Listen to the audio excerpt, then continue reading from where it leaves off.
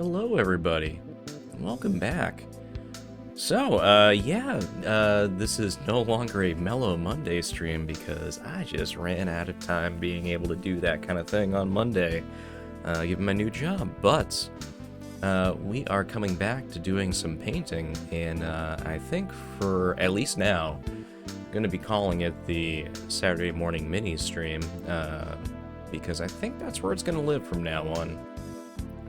Which personally works very well for me because it makes it much easier to get stuff set up, and I feel like at the same time, Saturday morning's pretty mellow, generally, unless you're watching, like, 80s Saturday morning cartoons, which I absolutely love, but they are extremely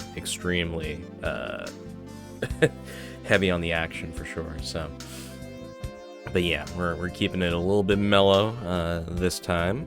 So yeah, it's gonna be fun because I got sunlight coming in through the window, which I'm not used to for this, and unfortunately I don't have a blind, so we're just gonna have to deal with that. But yeah, so what we did last time, which felt so long ago at this point, was we worked on getting Ant-Man painted, and I am pretty happy with how he turned out. Let me zoom in here on this so we can have a better look at the paint job on him.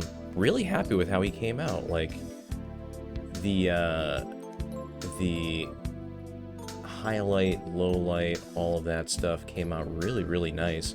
And the eyes, which I weren't particularly happy with last time, I managed to finish up pretty nicely. So yeah, pretty happy with that. He just came off the golf tee I was keeping him on until I do the clear coat, so that's going to be a fun time later of trying to get him back on a platform that I can clear coat him on. But yeah, that's something we will be dealing with later.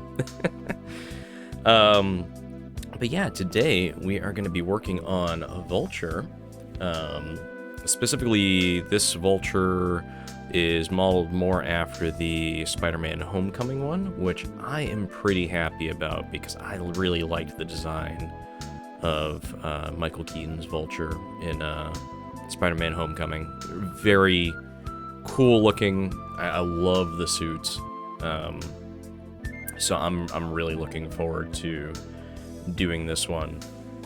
So yeah, we're gonna go ahead and get started on that. So we are gonna continue to do... Sorry, I got like an eyelash in my eye that I'm trying to get out at the same time. There we go. So yeah, we're gonna work on him today, and we're gonna continue to do what I was doing last time, which was the slap chop method of painting, where basically we're going to do a dry brushed on gray coat that's going to cover basically the entire model aside from anything that is not going to get hit by the sun, essentially. So if we were thinking of an imaginary sun out there, then what we would be shooting for is hitting every part of the model with the gray paint that isn't going to get hit by our imaginary sun. And then, after that, we go through and dry brush on some flat whites, and that will go basically on all the high areas that are going to be like in direct sunlights. Any like sharp edges will hit with the whites. That way it really kind of accentuates the highlighting. So we do all of that because ultimately what that's going to do is that's going to give us a nice base coat of shading. And then what we do is we thin down our paints a lot more than we usually do, and just paint on over the layers of, well, not layers, but the highlights base layer that we did. That way we have to do less shading, ultimately. in the final thing, because it should just be all taken care of by our base coat that we put down. So yeah, that is what we're going to do. And since last time, I have picked up some actual, like, a dry brush, like, intentionally meant to be a dry brush for the express purpose of doing this. So yeah, it'll make things a little bit easier, hopefully, because my dry brush was basically just a crappy old paintbrush, which worked perfectly fine, but it kind of just like went everywhere, which doesn't really work well for what we wanted to do, versus this one, like, it stays pretty stable. Like, the brush strands don't really go all over the place, kind of thing. And it's a huge area that we can cover with it, so it should make our lives substantially easier. So yeah, I'm just gonna shake up my neutral gray here, and we're gonna get that down as the first layer. So let's see, does that seem like it is suitably mixed? Oh yeah, that's looking pretty good. Alright, let's set that down, and we're gonna try out this dry brush that I haven't gotten to use yet. So, as with all of the instances of doing dry brush work, you get every little bit of the dry brush coated, like so, and go over here and wipe off most of it, because we don't want to have something too heavy. Just want to go and hit all of the high spots. Oh yeah, this is going on much better than the makeshift dry brush that I had previously. So this is going to work out pretty well, I think. And as always, the nice thing about doing the dry brush stuff is it tends to keep the paint out of the very, very low areas. So that gives us automatic, we don't have to like go and do touch-up work in little cracks that should be black, kind of thing. So works out super well. I'm just gonna go straight in the pot. Alright, let me just wipe this off real quick.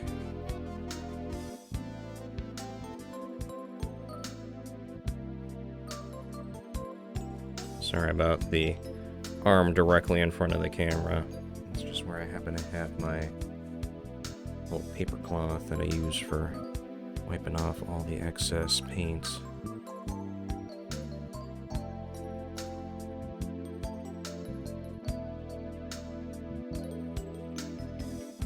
Yeah, it's looking pretty good.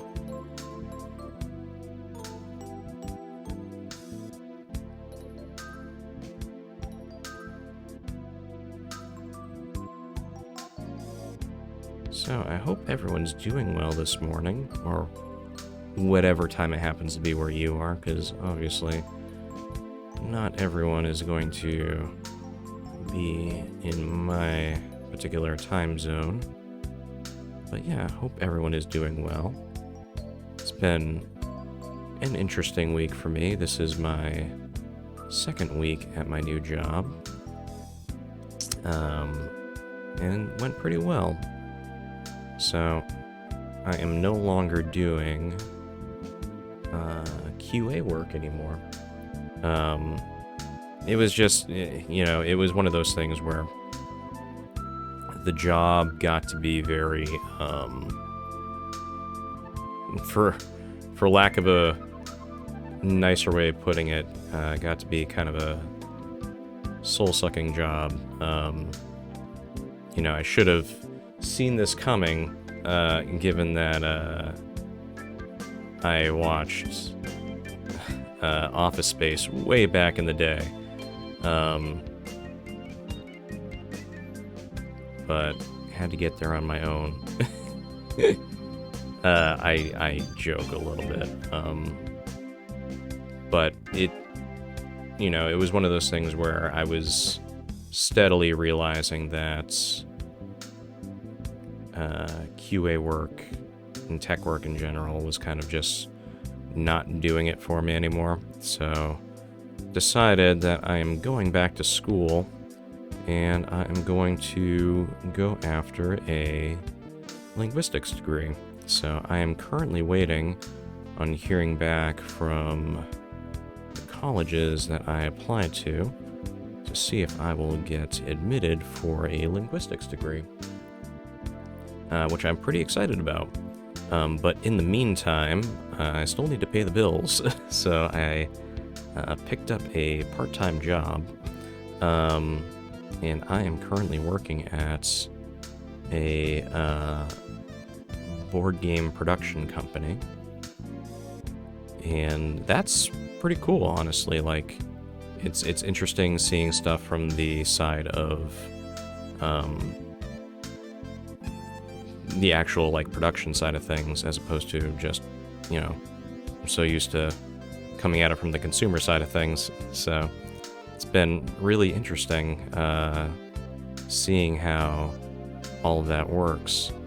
I am basically doing whatever they... Sorry, I was going off camera there. I'm basically doing whatever they happen to need me to do at any particular moments. So it's not like I have an assigned role or anything like that.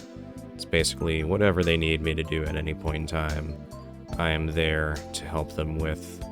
So it's been good. I've been enjoying it so far. And yeah, pretty happy with it. And, it certainly doesn't pay like my tech job, but I was not expecting it to. That was never going to be the intention of it paying like a tech job, because the tech industry is very, very high paying, but as with anything, that high pay comes at a cost, so. But I've been way less stressed in this new job. And like I said, it's there to help me pay my bills until I can get back to doing some coursework and going after a degree that's, gonna be quite honest, I never envisioned myself doing, but it's been real cool learning a bunch of languages that I, again, like, never expected to do that, and it got me really interested in how languages work. And so, yeah, it's kind of driven me to that point where it's like, you know what? I should actually try to make something of this interest that I have. And, yeah, it's been really cool. So, we'll see. I will update you later if, I happen to get any news on the front of, hey, I got my notice back from the college or something like that, so we'll see. Fingers crossed that I end up getting into the program, because it'd be really cool to go and do that.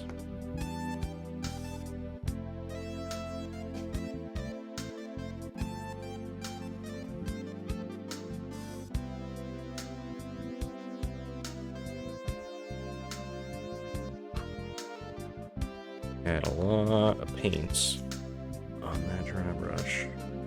I gotta try to get most of it off.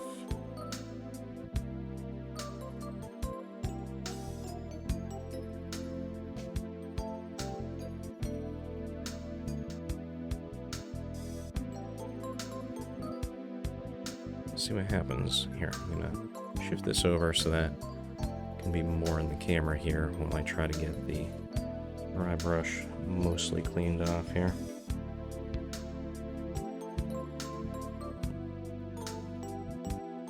There we go.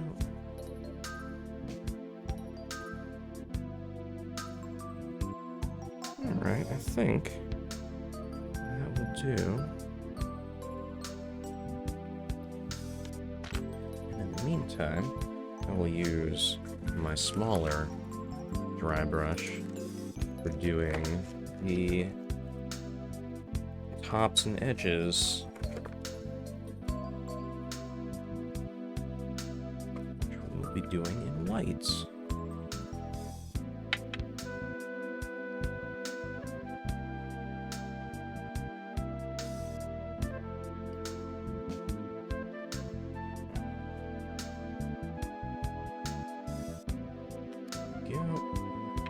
Got our flat whites.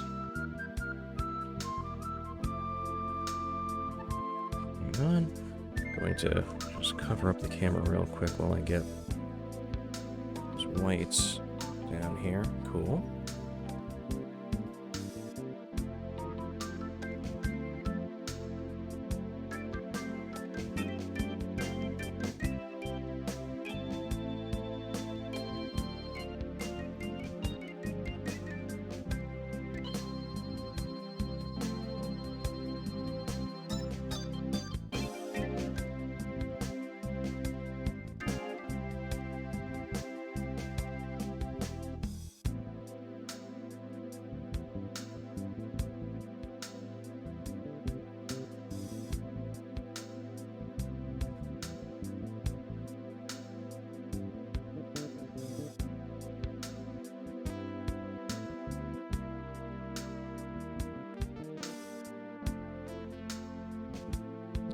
Go.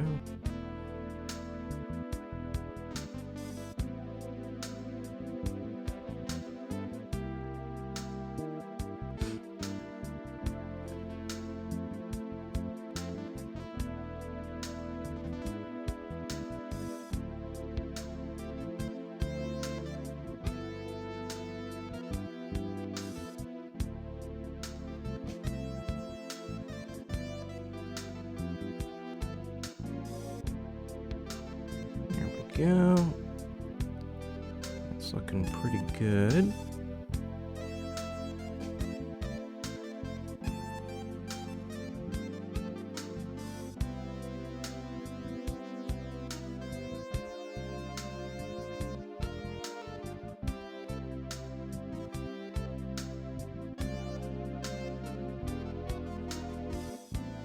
There we go.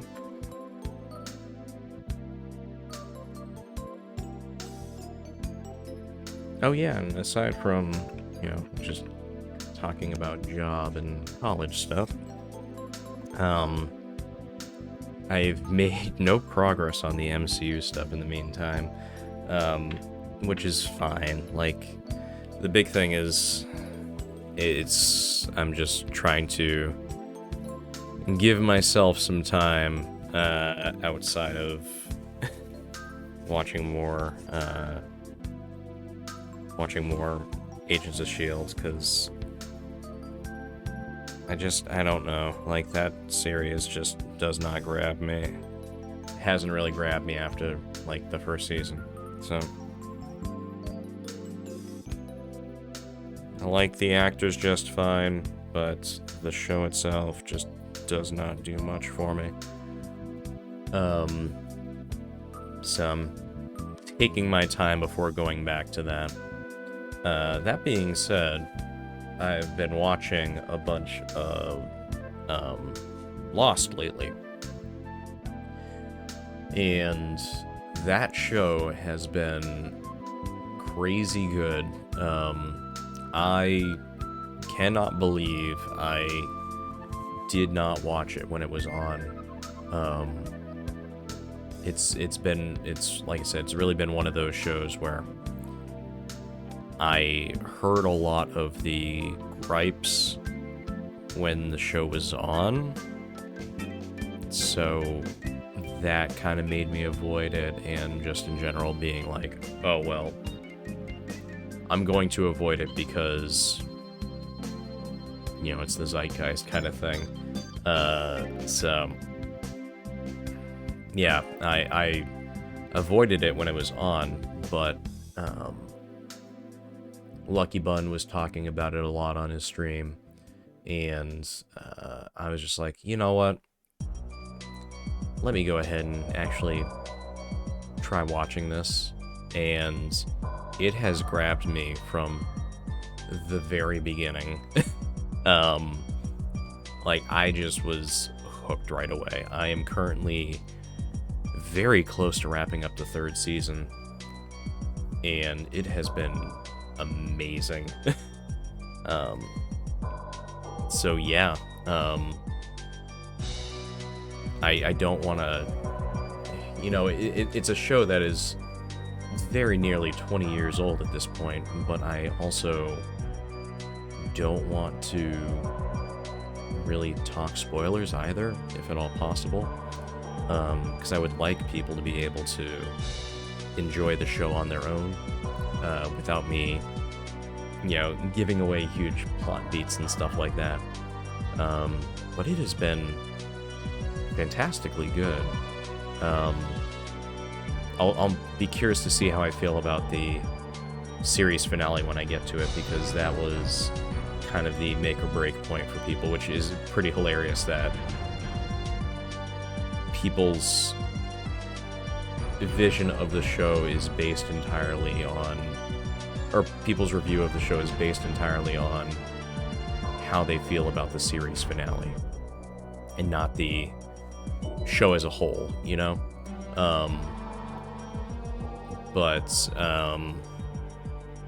I mean, I guess it's, you know, it's one of those things where it's the last thing you see, so it kind of just makes your, it gives you that much of a reasoning as far as, like, you know, the show is this because this is the last thing I saw, kind of thing. So I can kind of understand it from that point, but still, it's just like, it's so good. I'm really, really enjoying it. I can certainly see that it would not be for everyone, but I'm liking it a lot. Oh, hey, you know what? I didn't put up the reference picture that we were going to be using for this. Let me do that real quick. There we go.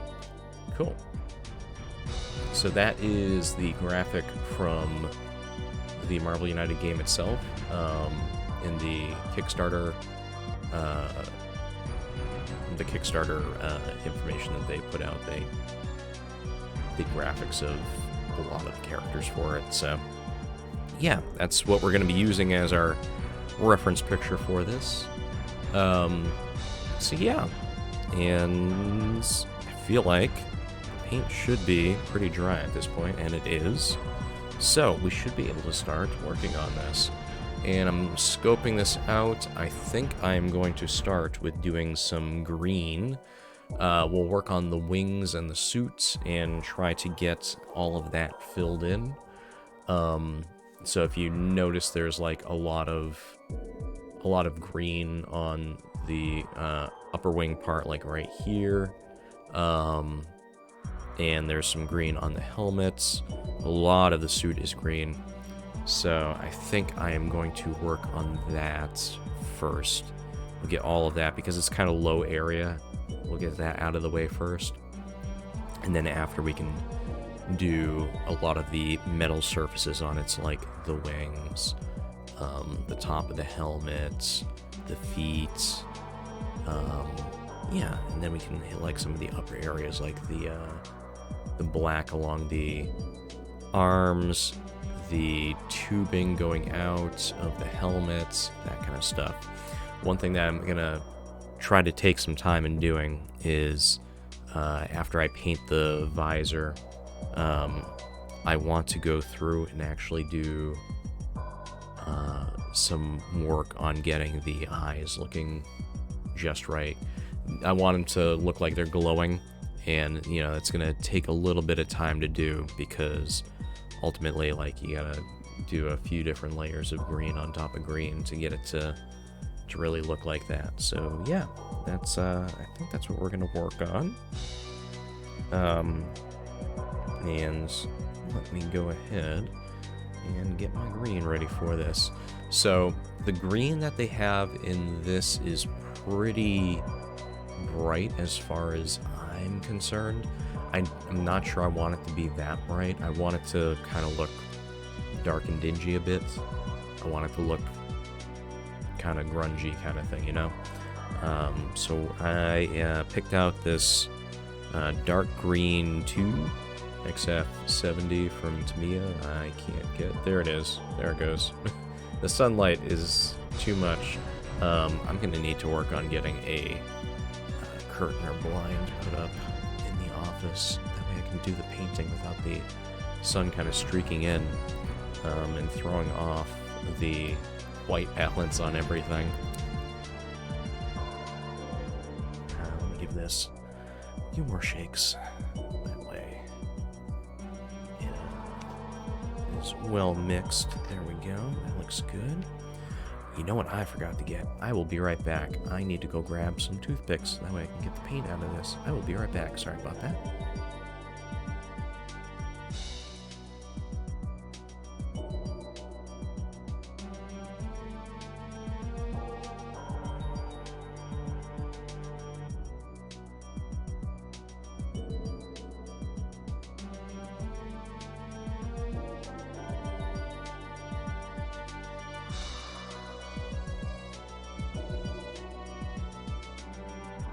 Alright, sorry about that. I am back. Just had to go grab a whole bunch of toothpicks so that I can get the paint out of the pots. Otherwise, it's very, very hard to get it onto the painter's palette.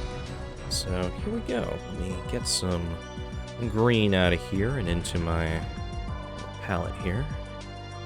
We're gonna be using quite a bit because we got a lot of area to cover. So let's get that on there. And then we're going to add in, you know, as usual, as of last time, we're going to add in more water than we usually do. Because I really want to thin this out and make sure that it doesn't completely overpower. I want it to be a little bit translucent because I want the underlayer to come through in order to make the shading actually work. So we really want to make sure that the paint is super thin for that. So let's do that. And looking at this costume a little bit, one of the other things I'm gonna end up doing is the knee pads. If you look at the reference picture, they're a little bit lighter than the rest of the suit, so I'm gonna work on mixing some stuff to get the knee pads to look a little bit lighter than the rest of it. Alright, let's try 3 drops in there and see if that is enough. You know, I want this to be thin, but not too thin. It's always how much can I ride that line of the paint being thin but not too thin, because if it's too thin then it's just runny and it kind of just leaks everywhere on the figure. I need it to be enough to hold its place, but not too thick, not too thin, that kind of thing. It's a balancing act for sure. Let's get some water on my brush. Oh yeah, that's looking about the right consistency. So let's try this out and see if we can get some paint down on this.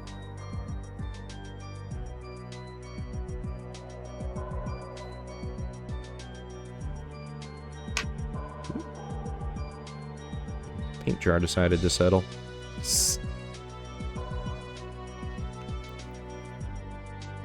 Yeah, that's looking about the right color that I wanted too. Wanted it, like I said, I don't want it as bright as the reference picture. The reference picture is, I think, too bright. Like, I want this to look lived in.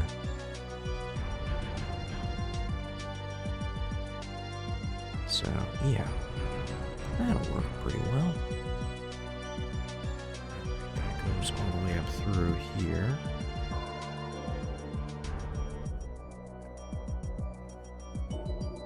The nice thing about doing it this way, where we're using the underlayer for the shading and all that, is I don't care if it goes into the cracks on this, because the paint is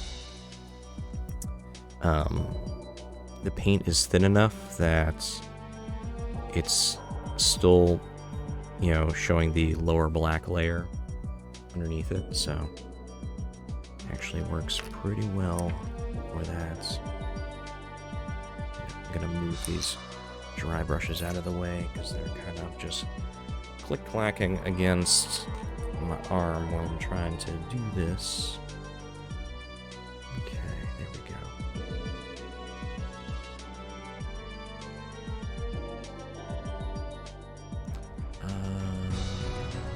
Hey, this little circle is not in the reference picture, so that's kind of hard to work with, but I'm just going to leave it alone.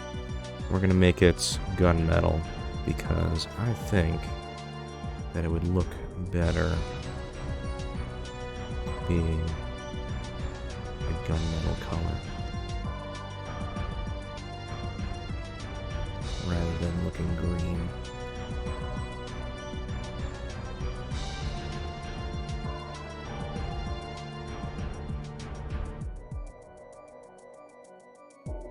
Oh, so, yeah, just, you know, kind of just, my mind's going all over the place this morning. Just thinking about Vulture in particular, given that I'm, you know, what I'm working on. Spider-Man Homecoming, my opinion, the best of the MCU Spider-Man movies. I like the other ones well enough, but I feel like Homecoming was the best of the batch, and quite handily. Like, they did an amazing job with it.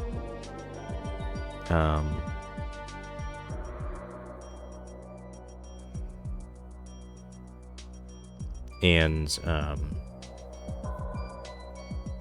in particular, Michael Keaton as Adrian Toomes, the Vulture. Fantastic job. Like, he had the right amount of intimidating persona when he was, you know, playing the Vulture. And the reveal partway through the movie. Like when Peter is taking Liz to the homecoming dance. That reveal when Peter opens up the door and sees Michael Keaton standing there, and it's just like, oh my god, did he figure out who Spider-Man is? And then it's just the reveal of, no, that is Liz's dad. And it's like, oh my god. It was just, it hit me so hard, and I was just, you know, it was sitting in the theater. I remember just going, oh my god, that's crazy for a reveal.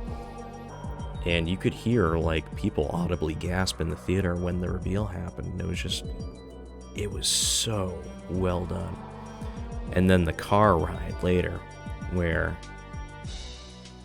Adrian Toomes is driving them to the dance, and he's just, talking to Peter, and it's so tense, and it's so good. It's just, that movie is fantastic, and a lot of it comes down to just Michael Keaton's performance. He was phenomenal in that movie.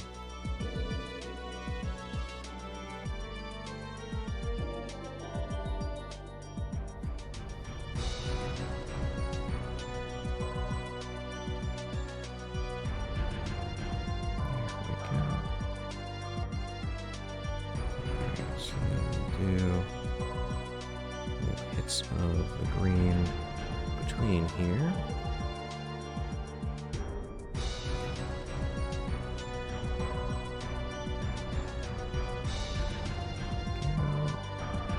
Get between the wings like that. Looks good.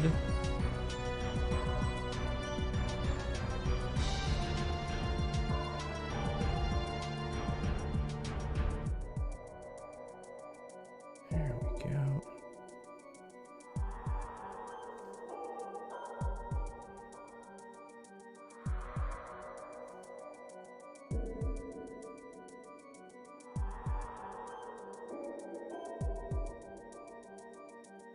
But yeah, it would be really nice to see more Michael Keaton playing the Vulture.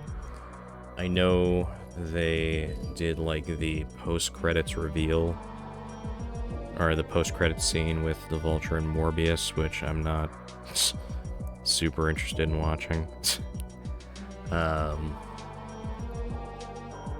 But it would be cool to see him play more of the Vulture, because he was very, very good in the role. And I just love seeing Michael Keaton and stuff. He's just so good.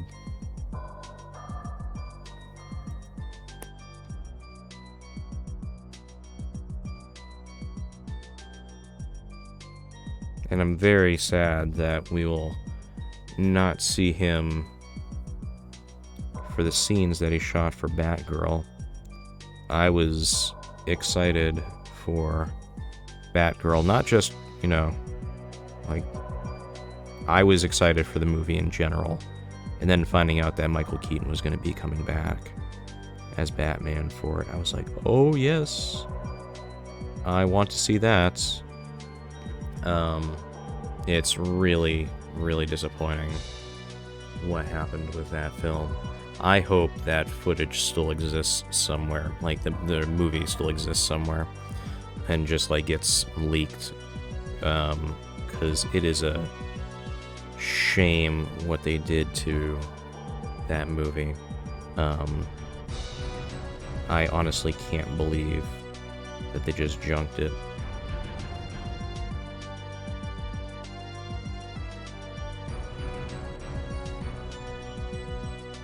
But that's what happens when you just get studios that just want to get tax write-offs, and it's just like, we need to like get rid of that kind of stuff. Like,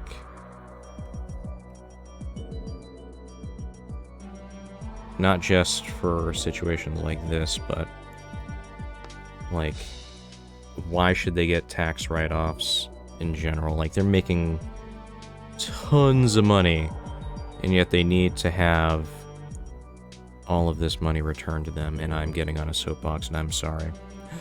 I will step off of this soapbox.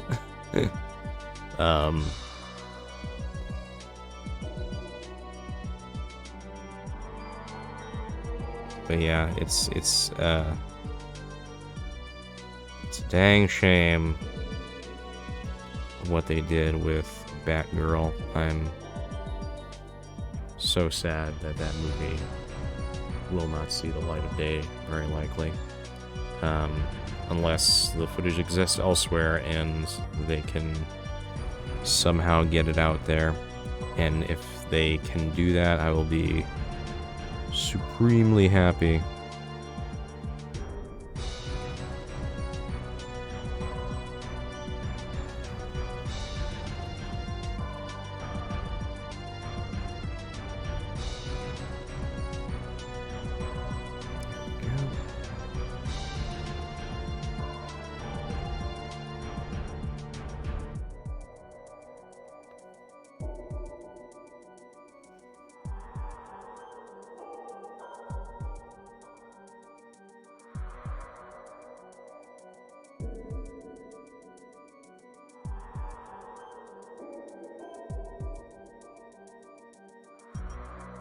I may have gotten too much paint for this.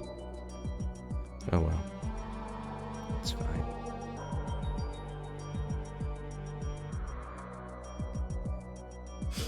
Alright, how's the helmet look? We've got just the little side areas here that should be green.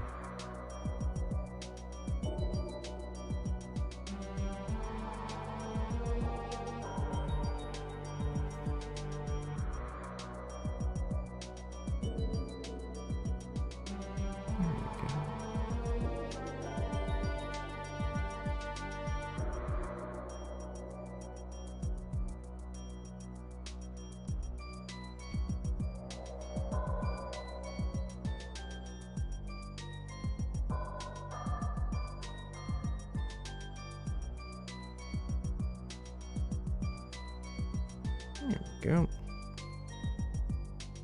Do this part of the helmet.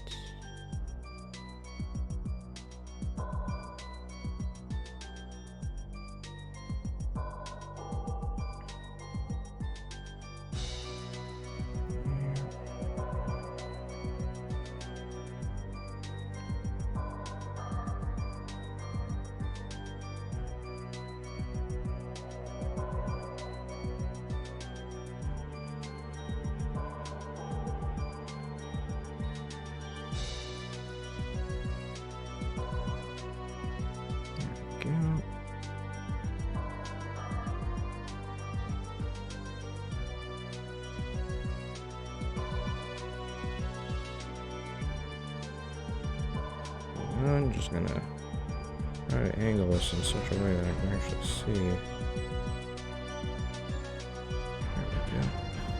That's good. Looks pretty good. Any other spots that I can see? The fingertips. The fingertips should be green.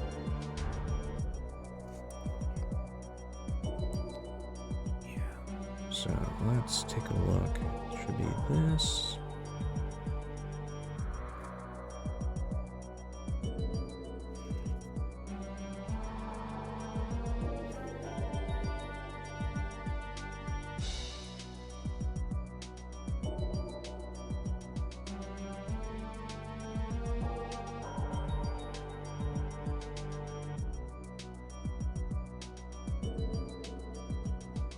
I gotta say, I really liked the... I know I said this already, but I really liked the way they decided to go with Vulture for Homecoming. Like, it was a cool idea having it be them getting screwed over by damage control. It gave them a difference. It gave Vulture and his crew a different flavor of villain, because it wasn't just, you know, well, they're doing it to get rich. Like, certainly that factors into it a little bit, but it's also where we've been screwed over by, you know, this organization. We still got to be able to put food on the table. So and it lets them have a motivation of they're getting back at the damage control organization. So, like, they did a good job of establishing, like, it's putting food on the table, it's animosity towards this other organization just straight up taking over their work, kind of thing, stuff like that. So they did a really good job of setting up their motivations, and then having the Vulture suits be kind of a mix of Chitauri technology combined with it looks very military focused, because like you've got the jet fighter helmet type thing, that kind of aesthetic. It worked really well. Like, they did a good job kind of giving a whole different feel to the character. So yeah, I love the Vulture costume. They did a fantastic job with it, and just rewriting the character in general. I really like what they did with him. So okay, well, let's take a look here. While I've got this paint right here, let's go ahead and add in some park green to this paint, because we're going to do it to lighten up the paint a little bit, and we're going to do the knee pads, which are also like pockets, it looks like. So yeah, let's do that. Let's see how this looks. There. Drop that in. Should make this substantially lighter.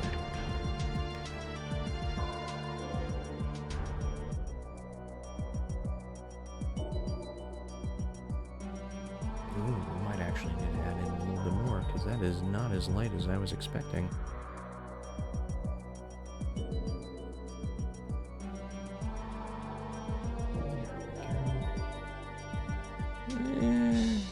It's a little bit lighter. I'm gonna add in a little bit more.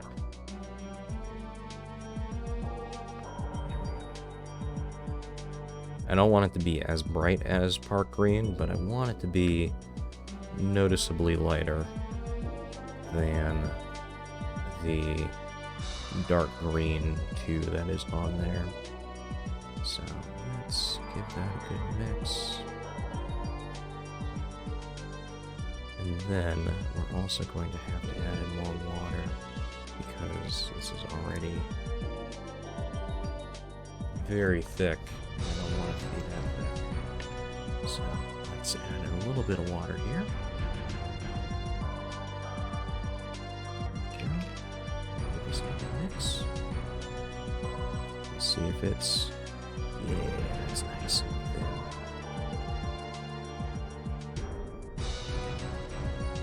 Again, we want this to be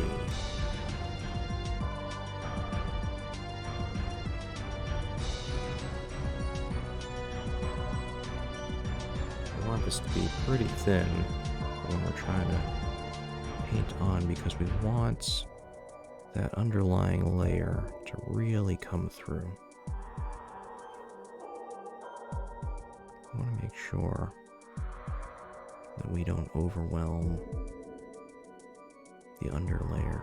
We want that color to be nice and, well, the shading to be nice and obvious as it's coming through, you know?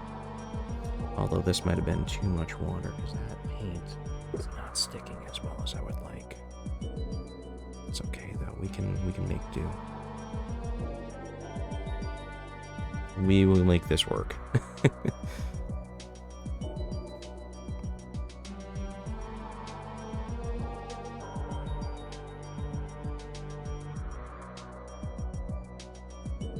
Here we go. There we go. And then hit the side over here. There. looks good. That looks good. Let's just do this real quick just to make sure we get all of that. There we go.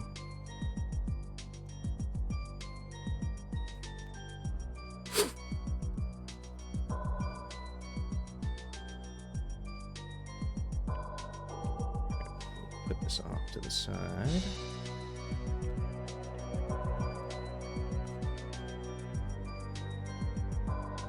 Alright. What am I thinking here for some of this other place?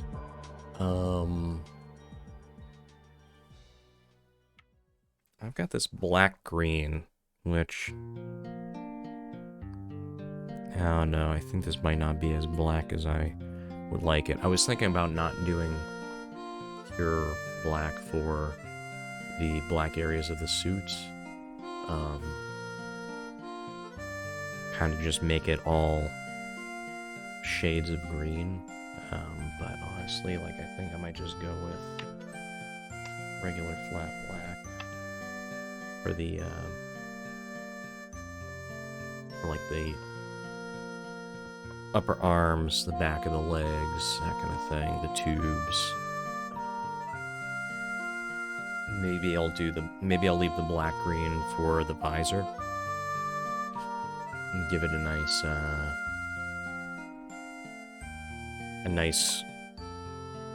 kind of, you know, because it should be like tinted. It's not going to be completely black kind of thing, right? So, let's give this black a shake up, and we'll do the black areas of the suits. And we can do the gunmetal last.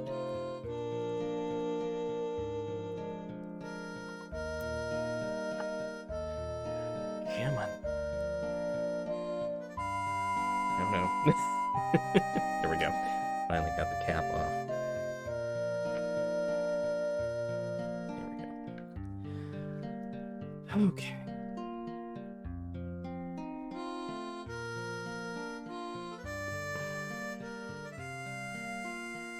Here, add a little bit more.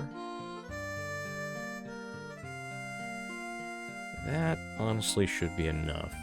There's not that much black to this, and I had like an excessive amount of green over there. I don't want to waste a ton of paint, so just start with that. It should be sufficient. And we'll just go 1, 2. Try 2 and see if that is too much. I don't want to overdo it, you know.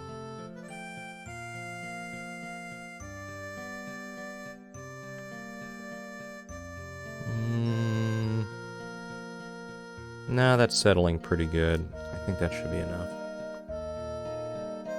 We'll see how it goes on. If it goes on a bit too thick, then I can always redo it, you know. It's easier to add more water than it is to take water out. Yeah, it should be good.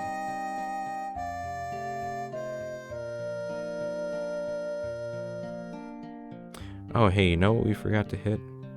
We forgot to do the shoulder pieces with green. It's okay. We'll go back and do that after.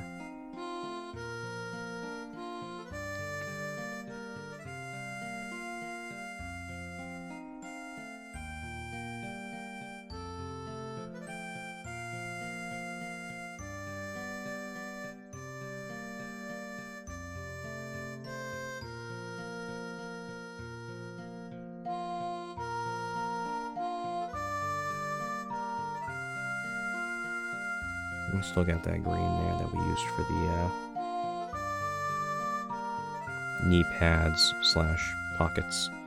So we can use that to do the shoulder pieces, because the shoulder pieces are kind of like a little lighter green anyway, so I think that'll work just fine.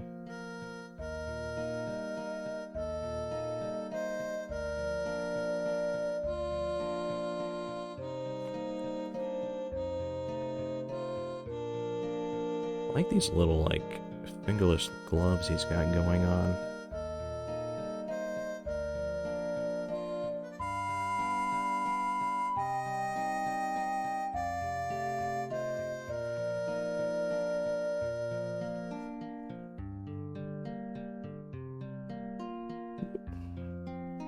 Dried black paint on my side of my hand.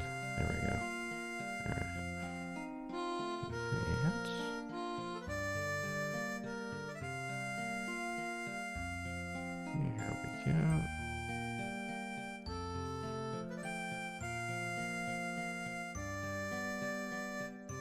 Actually, you know what this is reminding me that I need to do at some point? I need to watch The Boys Season 3. I have not watched that yet. I've heard it was quite good.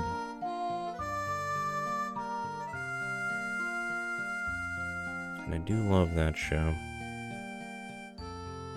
As intense as it is, I love that show. And I will say that I have the first collected edition of The Boys comic, and I do not like the comic at all. Everyone is so utterly unlikable in the comic.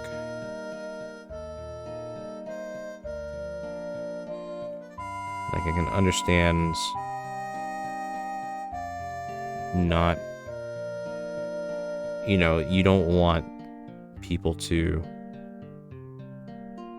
like these characters, you know, but there is a point where it's just like, no, this is beyond,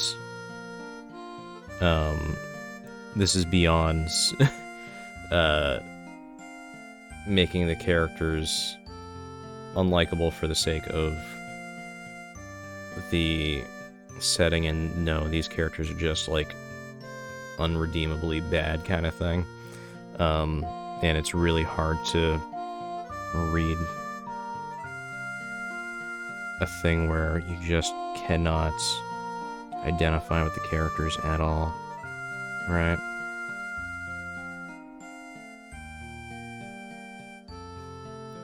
I mean, that's kind of why I had such a hard time watching through Breaking Bad when it was out. Like, ultimately, I very much enjoyed the show. I enjoyed Breaking Bad quite a bit, but I hated, like, 99.9% of the characters in that, and it was just very difficult for me to make it through that show. I'm glad I did. I ultimately enjoyed it quite a bit, but it was just such a rough watch. Honestly, the thing that got me through Breaking Bad the most was I wanted to know what happened with Saul, because I liked Saul a lot. Not because Saul was a character that, I was like, yeah, here's the hero of the show. No, it had nothing to do with that. It was more the situation of Saul was the only honest character in that show for me. Like, he was very honest in that he was a sleazy lawyer.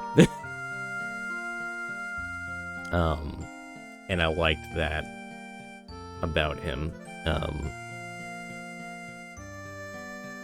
He was not trying to lie to everyone. Like, he lied to people, sure, but he was lying to people to protect his clients, essentially. But he was very open about the fact that he was just like a sleazy ambulance-chasing lawyer. And I like that about him a lot.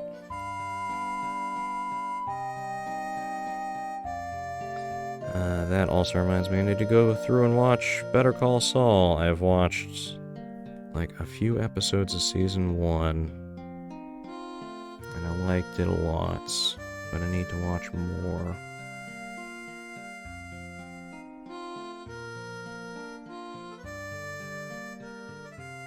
And that'll be easier to do now because the series has wrapped up. I think that I like that aspect of watching old stuff a lot right now because I don't like having to keep up with something week to week. I like to be able to have a definite endpoint going into something.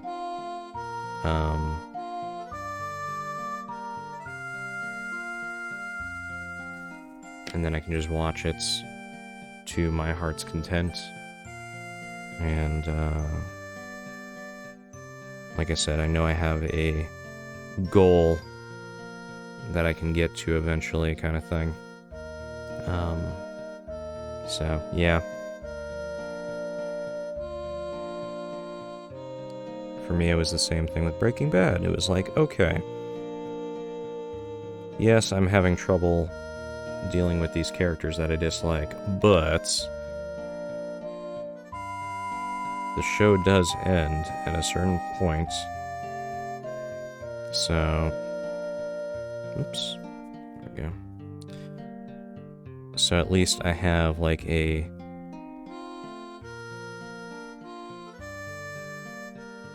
end point to look forward to, which really helped me get through that.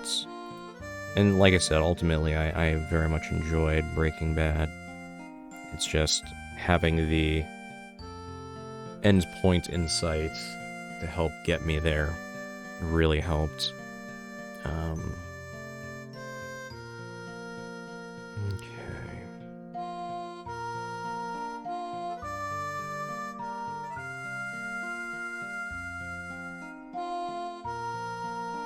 Alright, how we doing? That looks good. Oh, the pants. Gotta get the pants.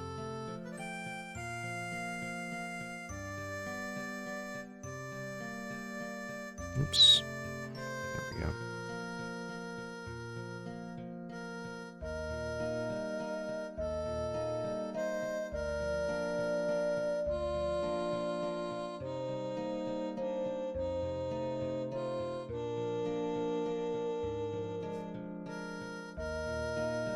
There we go. Get the back of the pants here.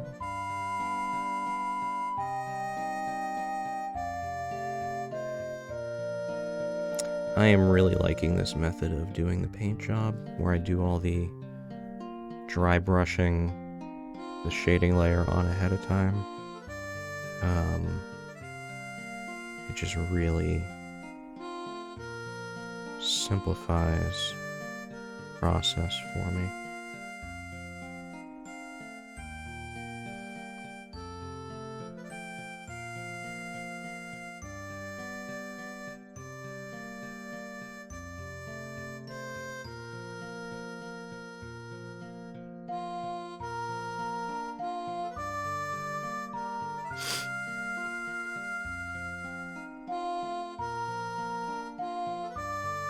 Simplifies the process and ultimately makes the paint job look that much better.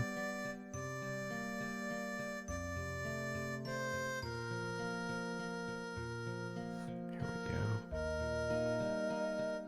Alright, so that looks pretty good. Let me give the green paint a good mix here. I need to go through and do those shoulder pads real quick.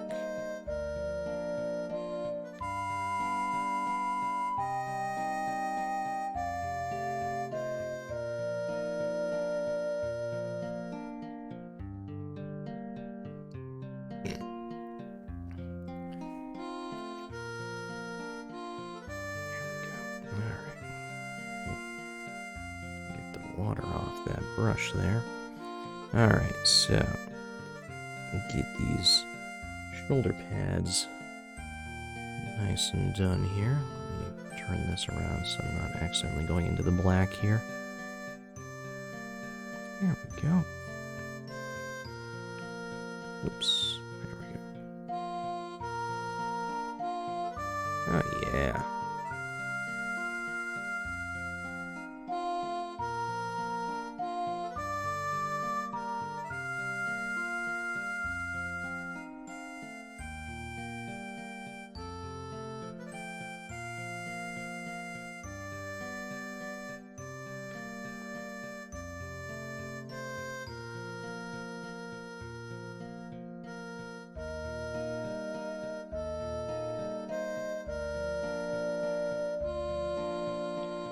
I'll tell you, I like the golf tee, but I'm just gonna make some of the painting a bit awkward because of the extra height, which I wouldn't think as much about if it wasn't for the fact that I do have to think that, you know, I got a camera aimed at this.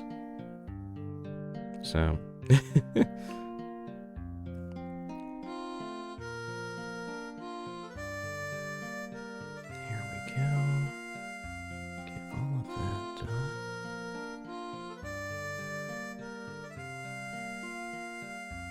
sorry if I'm not especially talkative. I just get into the zone when I'm doing a lot of this.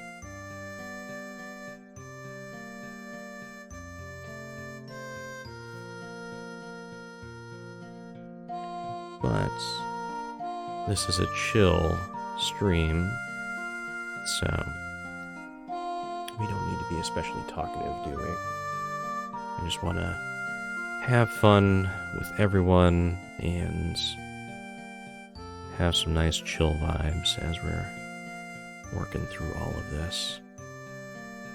How's that looking? That's looking pretty good, I think. We can do some adjustment on the black areas if I feel like they're a bit too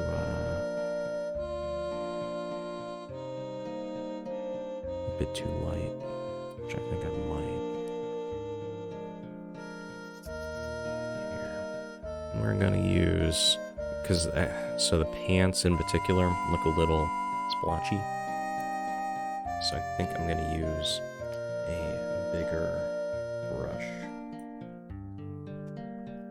to kind of make the paint strokes less obvious.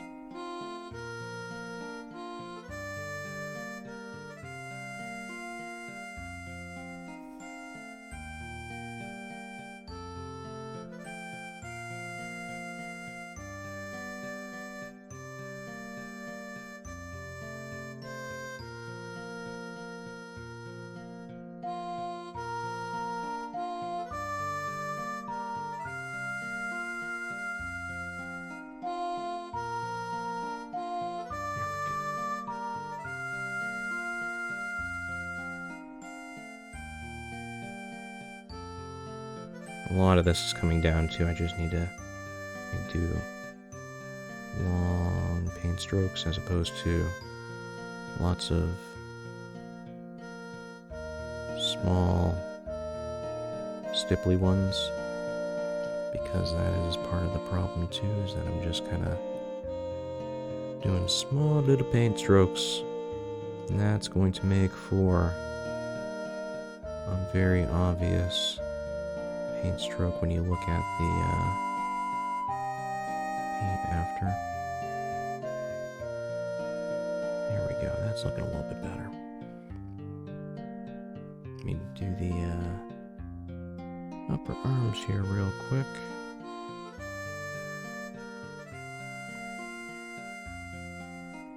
I mean, I have the same problem whenever I'm doing drawing, is I do all these little very short sketch lines, and I need to actually get better at doing like long single movements lines, so that I don't have a lot of very small lines that don't look great, you know?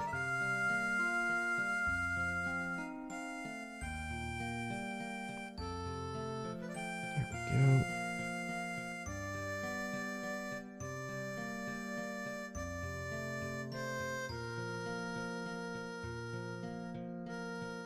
There we go. Go underneath here. And then go over the top here. Hit up the gloves a bit more. Yeah, that's looking way better, I think. Yeah, that actually stands out pretty well from the green.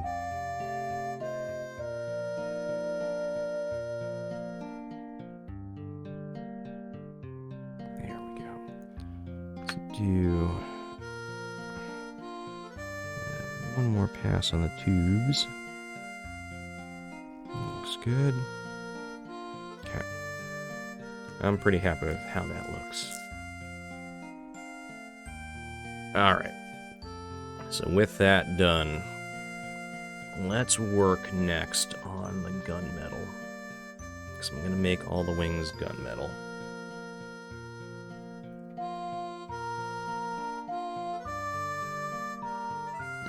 Excuse me.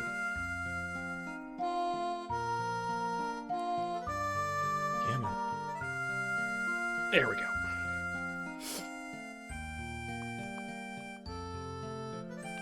There we go. Got gunmetal there. Let's pull this. That way I can put a little bit in here. And I think I only need a couple drops because, again, we're going to be thinning this out. And it's, a little goes a long way. Like, you can see how much black we ended up with.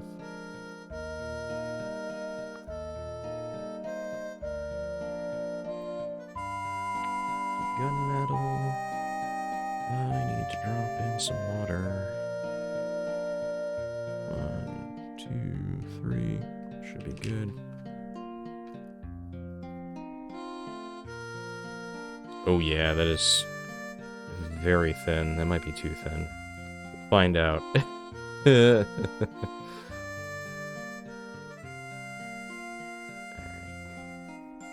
we go. That should be good. And I think we're going to use the big brush again. Because the wings are pretty wide area. I'm not especially worried about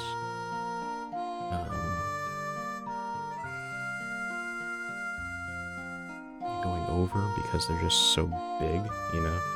So here we go. Oh yeah. That's looking great.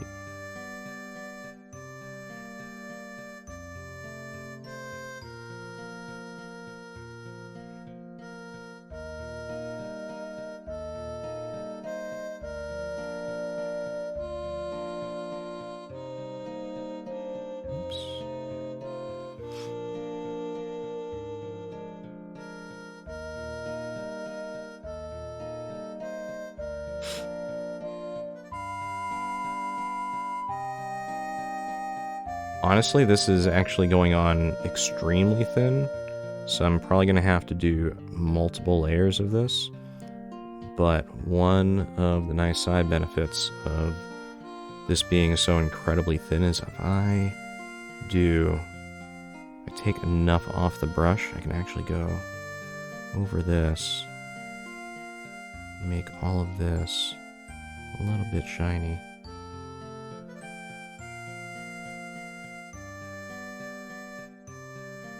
That way all of the green gets a little bit of a metal color to it. Yeah, I like that.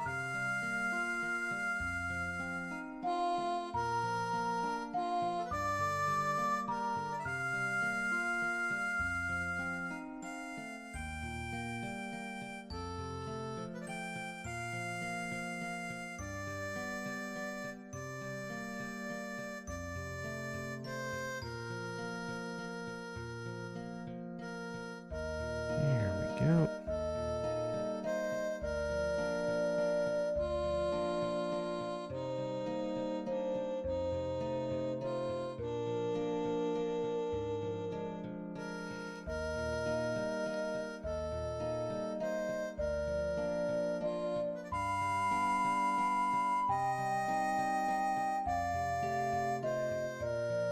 Yeah, it's looking really good. And I'm really liking how that looks.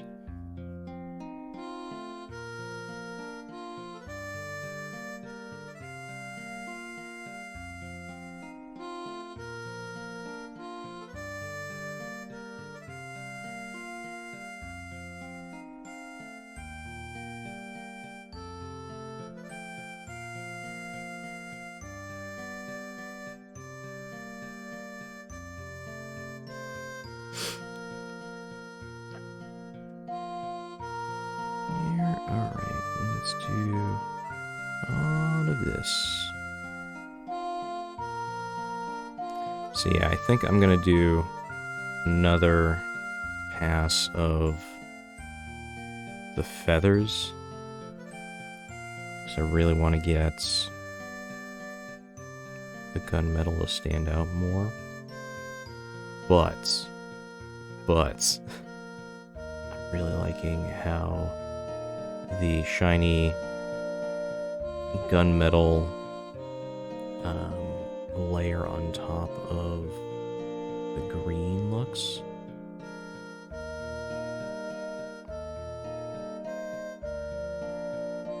Yeah, that's looking, I like the look of that a lot.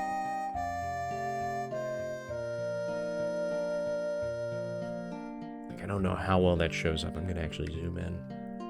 Like that kind of, like that gleam, look at that. That I like the look of a lot. I think I'm gonna do that now for the green on the helmet too.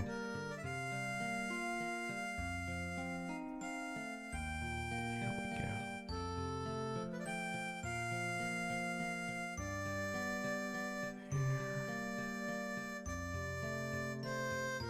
There we go.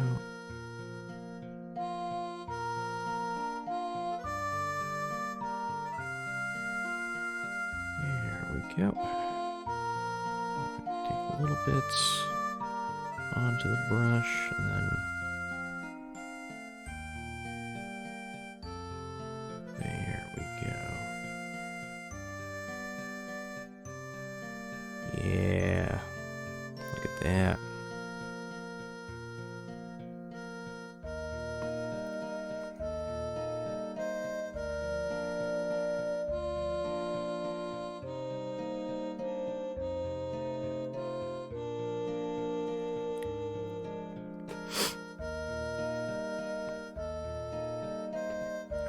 So now, let's take a look at the helmet, because the helmet, I think I am also going to do in that gunmetal finish.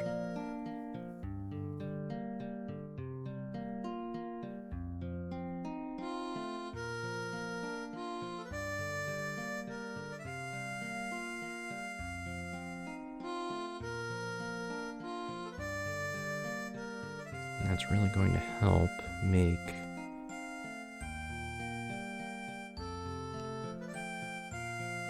helmets look like part of the suit, give it really that metallic look to it. Yeah, that's looking great.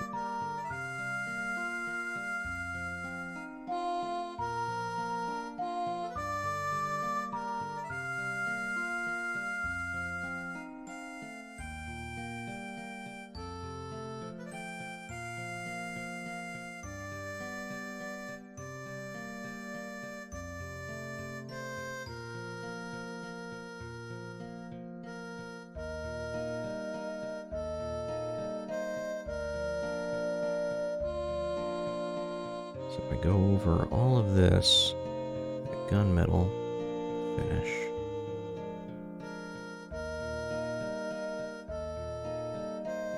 And then what I'm going to do after is I am going to go over these parts right here, right above the tubes. I've got a chrome silver, and I think that will look really good.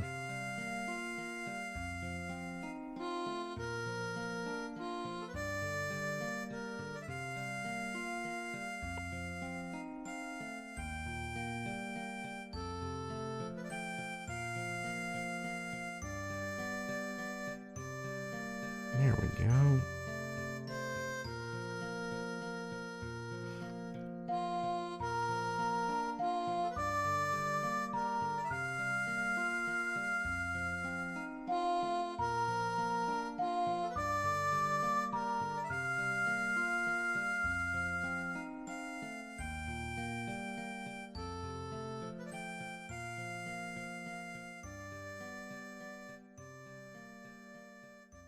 Oh no, the Kakariko Village song is gone. It's okay. Ooh. That's a good tune, too. It's the Forest Temple from Ocarina of Time. That is a really good tune. It is haunting, but it is a really good tune.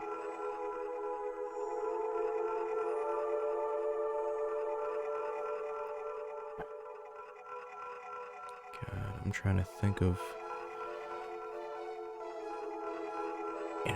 I'm thinking about, I should do some sort of,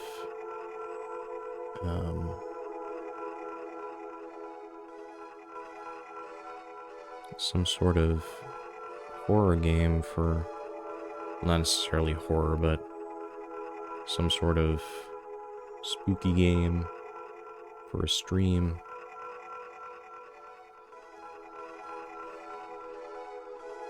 It's not really my flavor of game in general, but I think that would be fun to do given the season.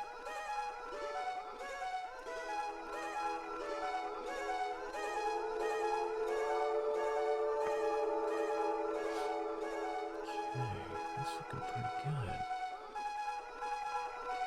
Honestly, like, doing the very, very thin gunmetal is kind of making this look a bit like a pewter figure, which I like a lot. I'm actually pretty happy that it's kind of got that pewter look going on with it.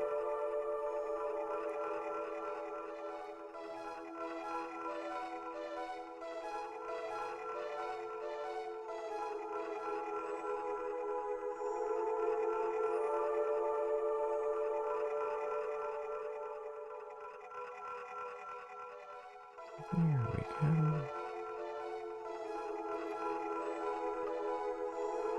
Alright. Did all that. Let's hit up the boots.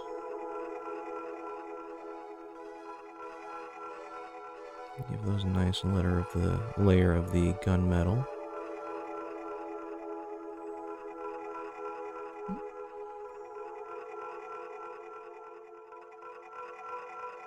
By the way, I hope everyone is staying nice and warm out there. I know this is, again, kind of area specific, but at least for where I'm at, it is definitely starting to feel like winter here.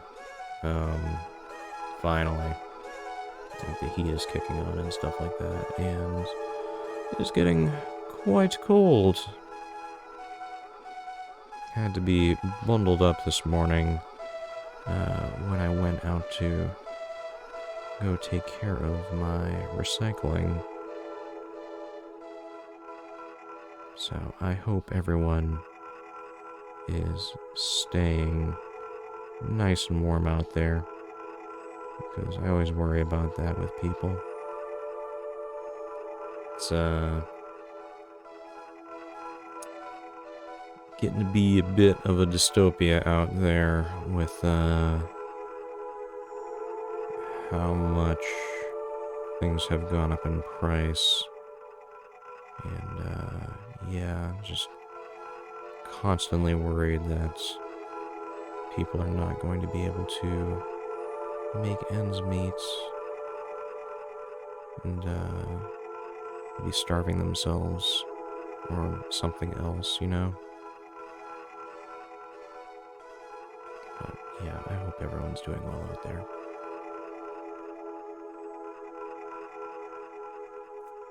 It's getting a little tough, but...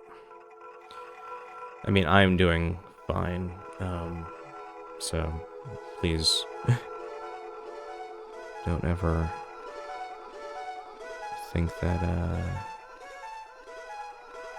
you need to worry about me. Like, I will always let people know if things are getting tight, but I will say one of the side benefits of working in a tech job for so long is I have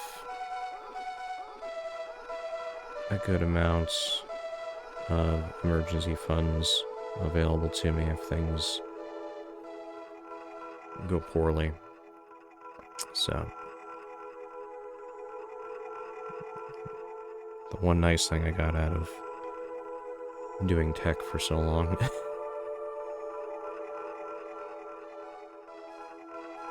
Yeah, here we go.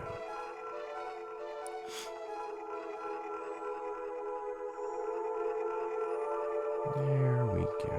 That's looking pretty good. I'm liking that.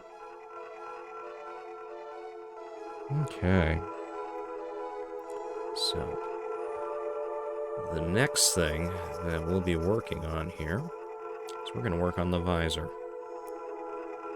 So let's get our paint palette turned here.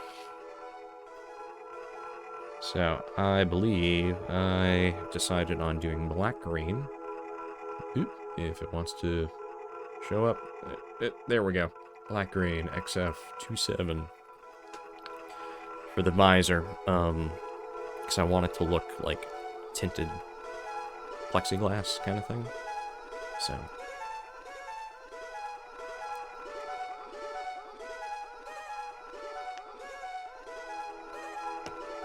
do that, I need a toothpick so that I can get some paint out.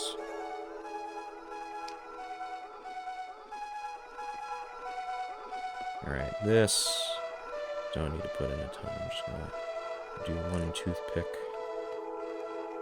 of paint in there because we don't have a lot to cover for the visor. There. Let's see if that is enough.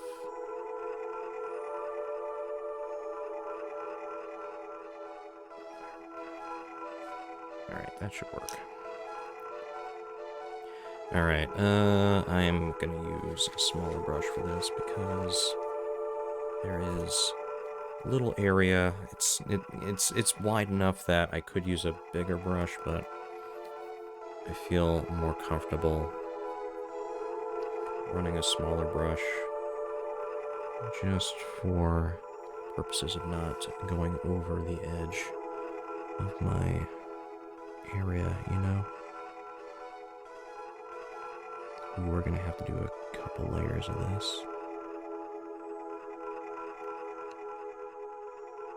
So I want this to go on and look decently dark.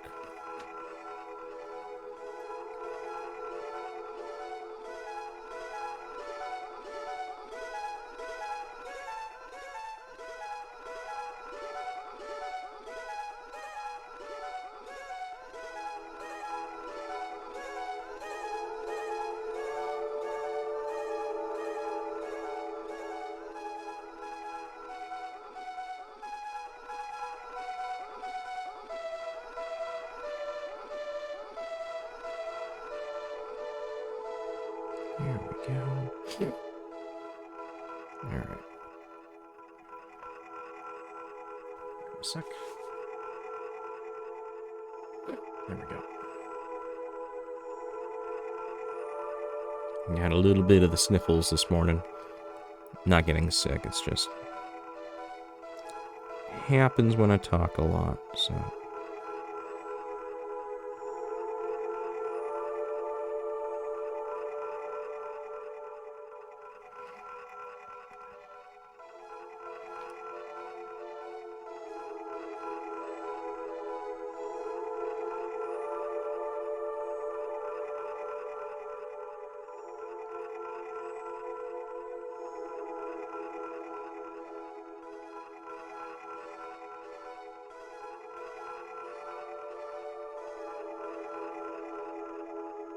Put the black green off to the side just to give myself some space over here. Yeah, we're gonna have to do a bunch of layers of this black green to really get it to fill in here, because this is still quite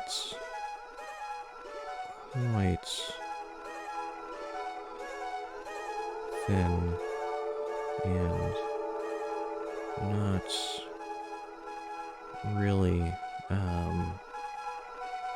going on as dark as I would like, but that's, again, it's a pretty thin layer of paints over a very light area, so that is going to factor in quite heavily. I do like that it is showing up as a different tone for the rest of the figure, though. Like, I didn't want it to be kind of all looking the same as far as, like, the green goes. I feel like there's a decent amount of differentiation between the colors. So yeah.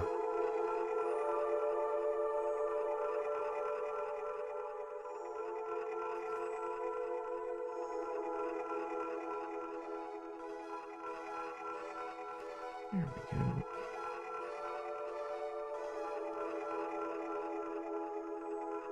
Here.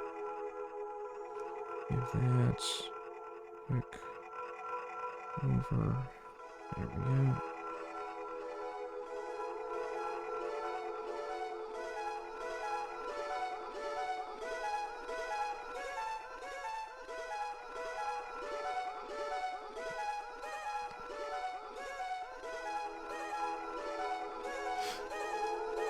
There we go.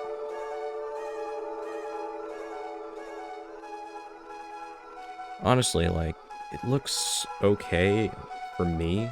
Looking at it on the camera, it actually looks, I think, even better as far as the tint and the differentiation from the rest of the figure goes, you know?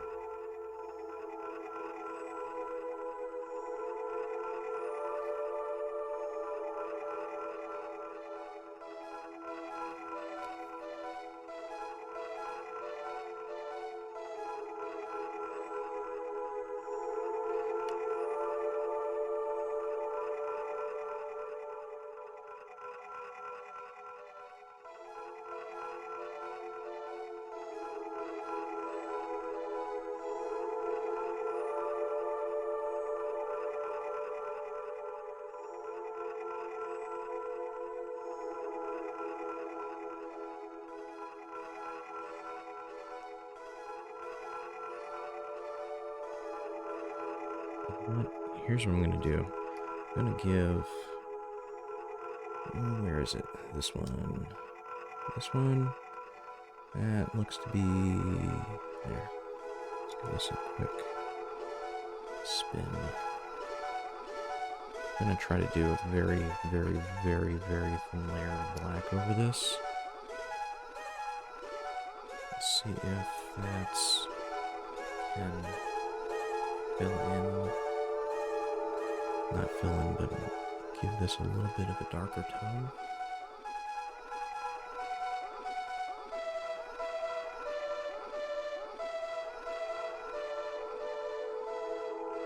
It is, but it's kind of like half and half on this.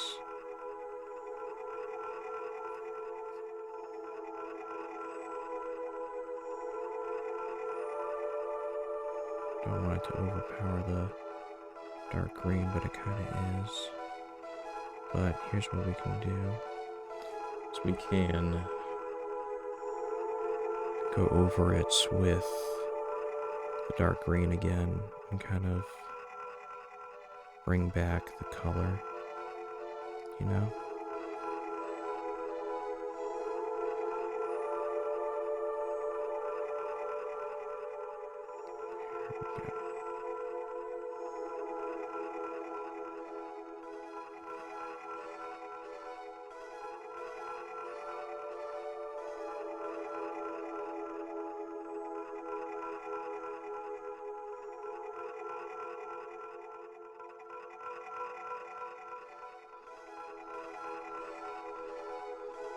There we go. Alright. So that's good. I kind of darkened it a little bit.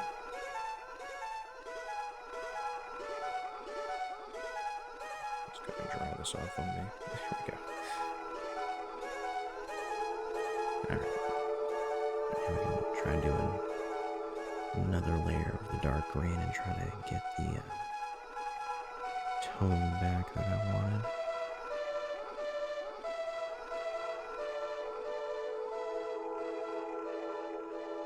Kind of just use the black as a little bit of a helper to try to get the whole thing to darken up more.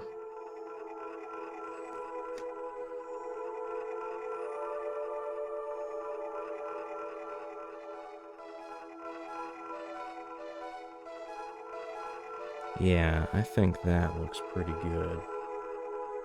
I like the look of that. I'm trying to think if I should do another layer or not. I think I'll do one more. I'll do one more layer on top of the visor. Just gotta wait for it to dry a little bit because it went on a little bit heavy.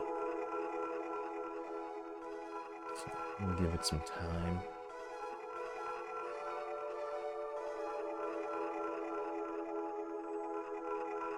There, that looks pretty good.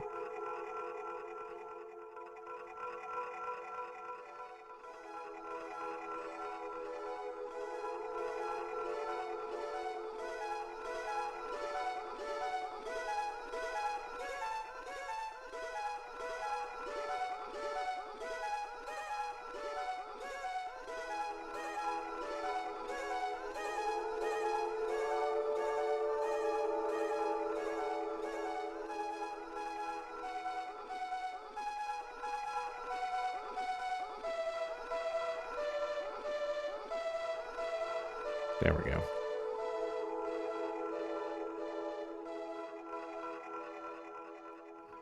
There we go. That actually darkened up pretty good. So now, what we're gonna do is I'm gonna take that out of there so it doesn't get covered in paint. So now what we're gonna do is we're gonna take some green and just a little bit of dark green into it.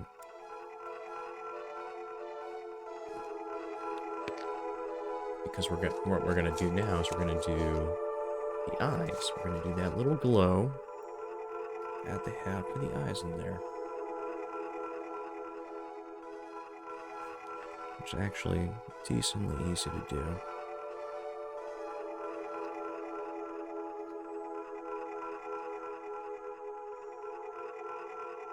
All we gotta do is get that green down. Add a little bit of dark, just to darken it up a tad.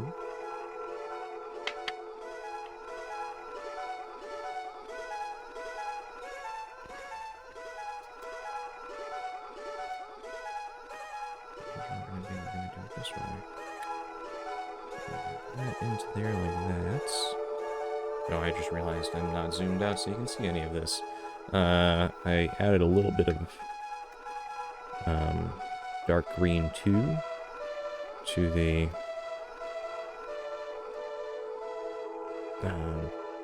dark green, just to give it a little bit of a darker color. And then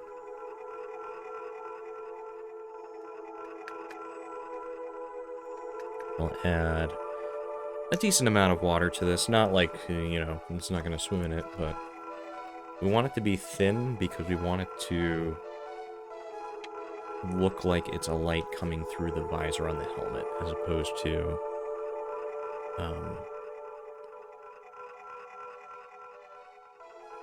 being something that is you know, painted on top of the visor, you know?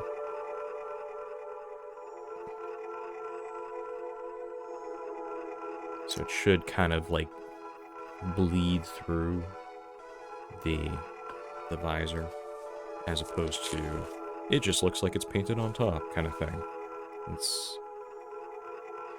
Very hard to describe, but that's kind of what I'm going for. There we go. Alright, so eyes are kind of like smack dab in the middle of the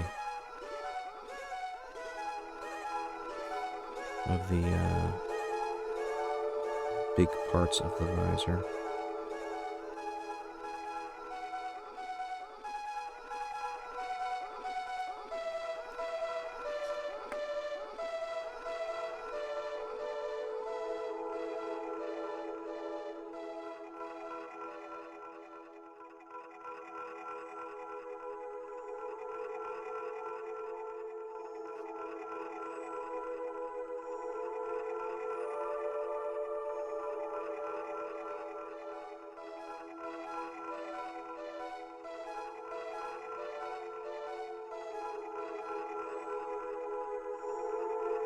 There we go.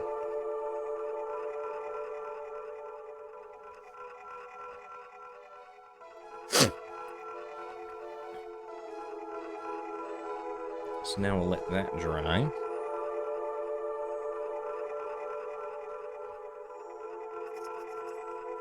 And actually, it did do a pretty good job of looking like it's, you know, just thin enough that it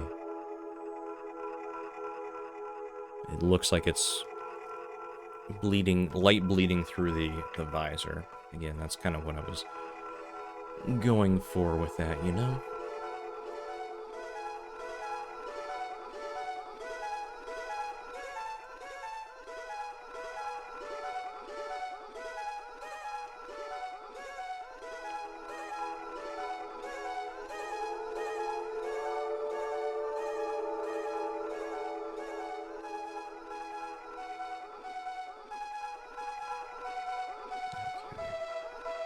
Then, I'm just going to do dots of part green right in the middle here.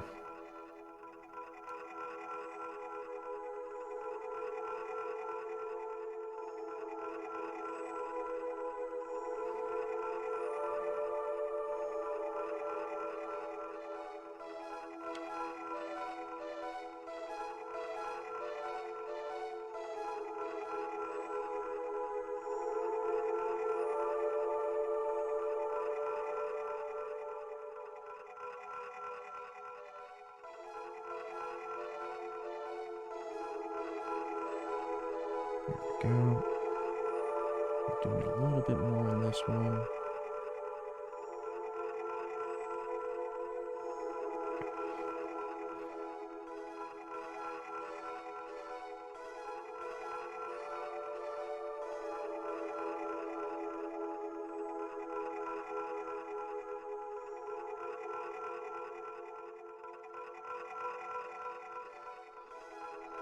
There we go. Gives it a little bit of glow, and then I'm going to take some Park Green. Zoom out, not in, there we go.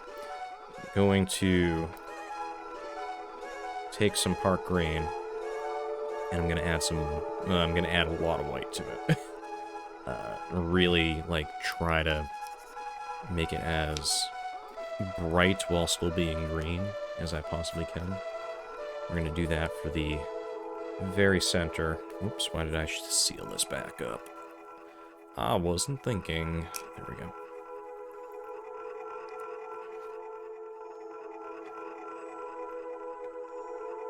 Yeah.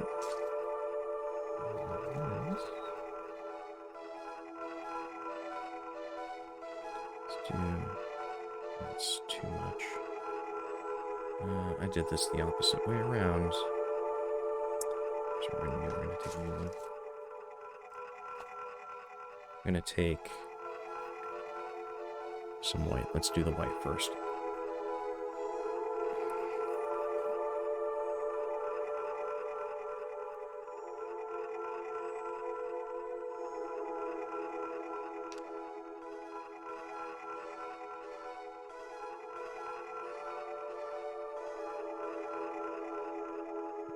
So we'll put some white in the palette. Ooh, a little bit more. Excuse me. There, we got some white in the palette.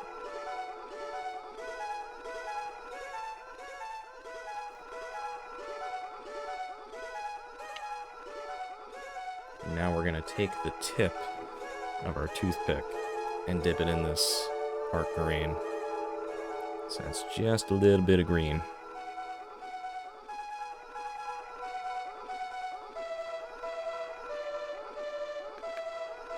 And again, we just want like a hint of green. We don't want overwhelming green.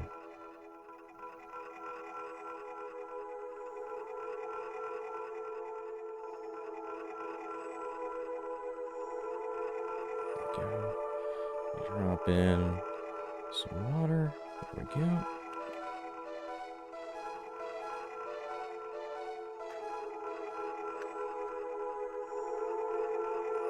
There we go. Get the excess paint off my fingers here.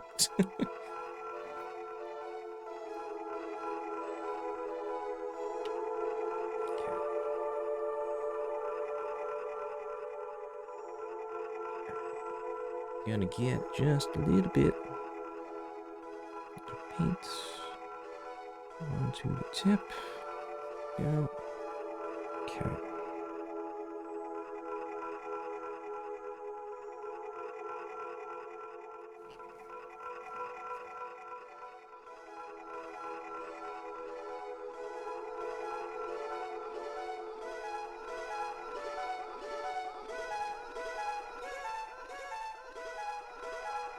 Zoom in and see, got like that tiny spot of whites. Actually, this one needs to be a little bit bigger just to match the other side. There we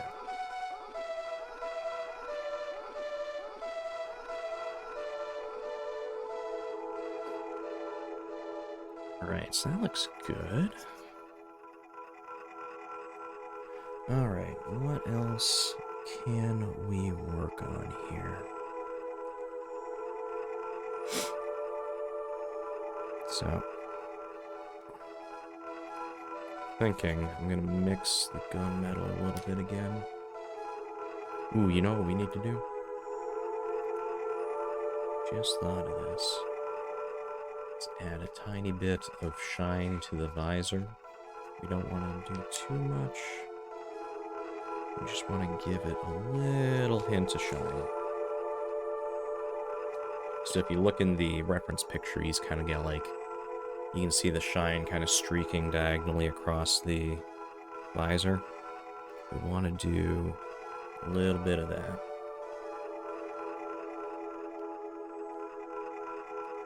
So what I'm going to do is I'm going to take some flat whites, add it to my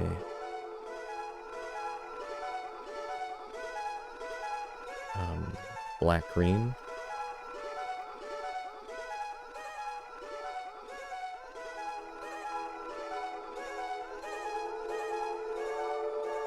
I'm getting flecks of white in here. I don't like that. Come on. Just need you to mix, please.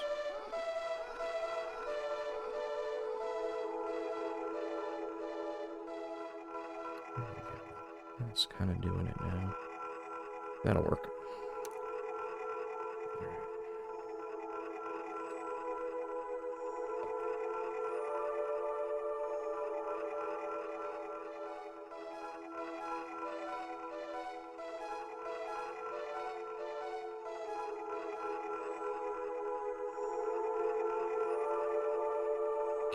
So do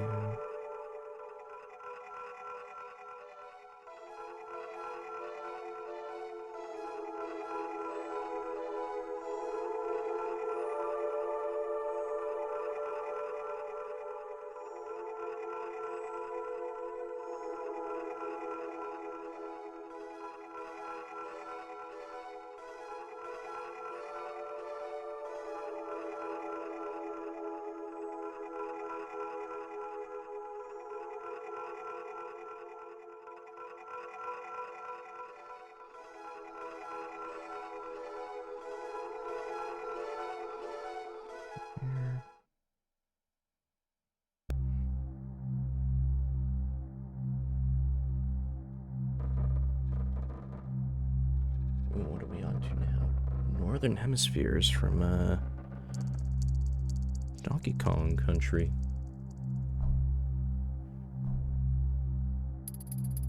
Donkey Kong Country had such a beautiful soundtrack too.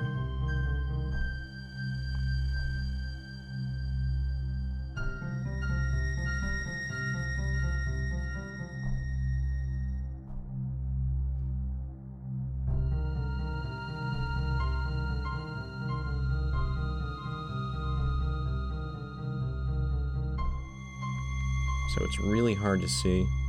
There is a little bit of, yeah, it's kind of real rough to try to pick up. But there's a little bit of streaking that I added to the visor. It's very subtle, but it's there.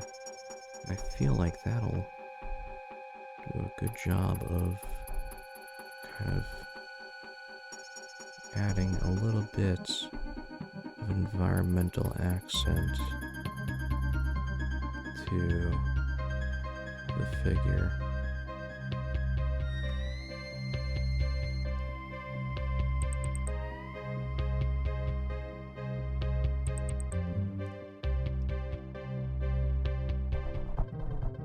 There we go.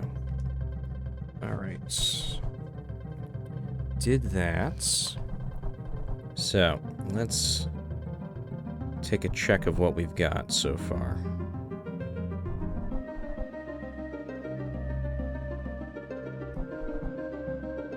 Let's back up a bit. There we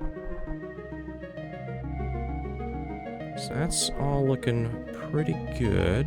Oh, you know what I was going to do? I was going to do chrome silver for the tube connection points. So let's do that real quick. Give the brush a wash there.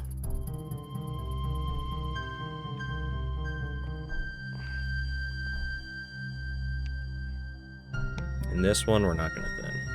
I want the chrome silver to really shine through.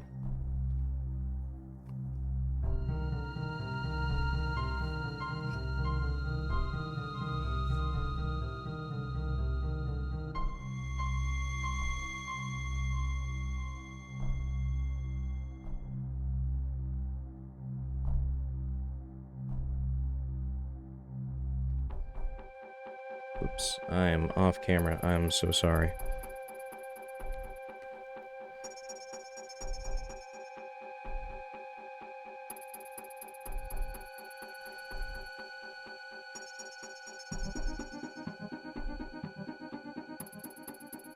And honestly, after putting on a little bit of chrome, I think I am going to go through and do a little bit more gunmetal over some of this.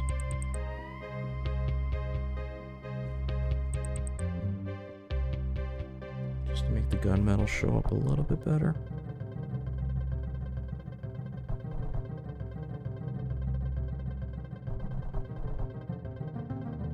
There we go.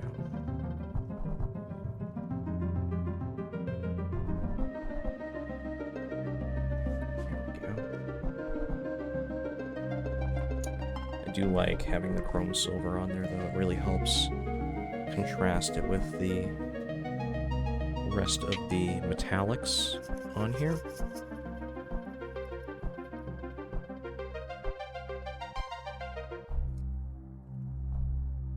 Because I don't want all the metallics to look the same, you know? I want there to be some variation. Because if we're just doing the same 4 colors or whatever, I don't feel like that's going to look as good.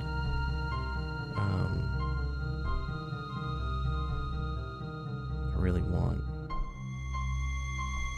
there to be like actual differentiation between our different parts of the costume.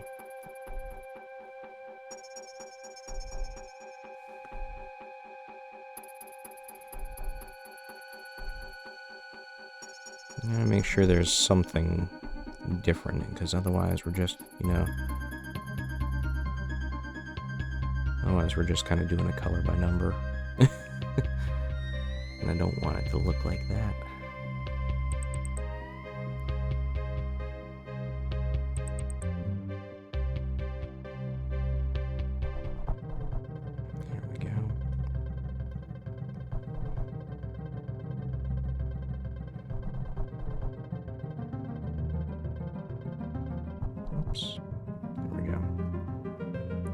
got a little bit on the visor. Thankfully, it's very easy to just wipe off and not really do anything to the figure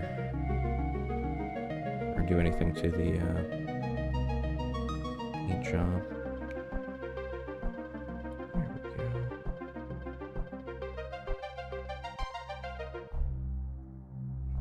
There we go.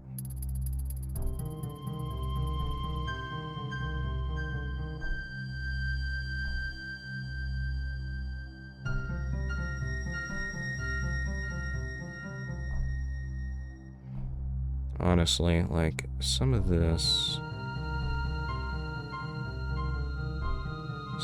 could have used, like, some filing, because there's, like, some flashing I'm not too happy with on this, but it's fine. It's not going to make the figure look bad. The figure itself is actually very nice looking, so I am not too worried.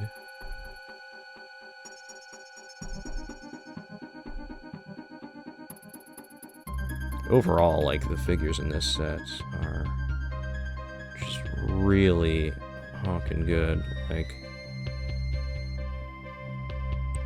they did some awesome work with the minis for Marvel United.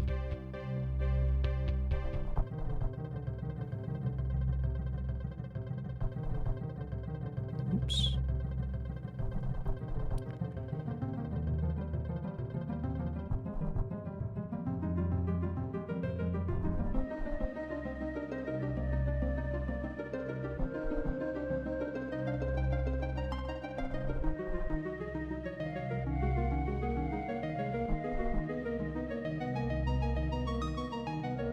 Sec. It's gonna bug me if I don't take care of it.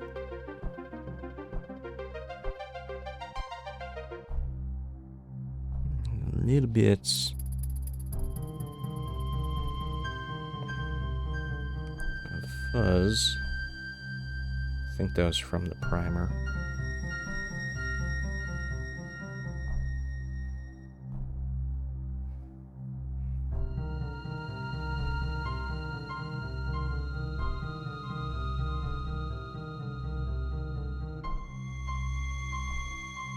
There we go.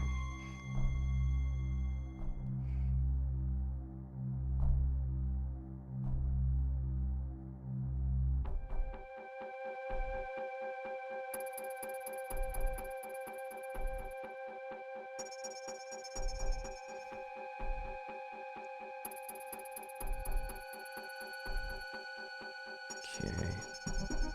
Yeah, we're just gonna give the wings a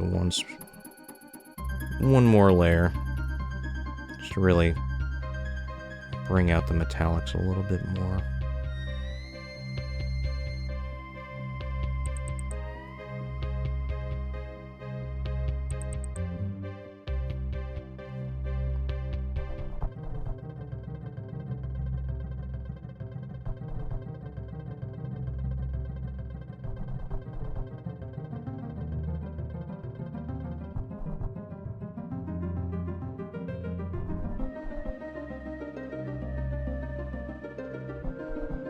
There we go.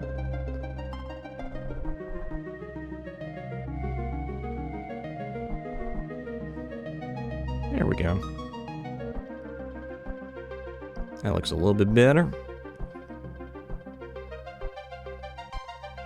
Again, I was pretty happy with the figure anyway. It's just going through and basically doing a little bit of touch-up work.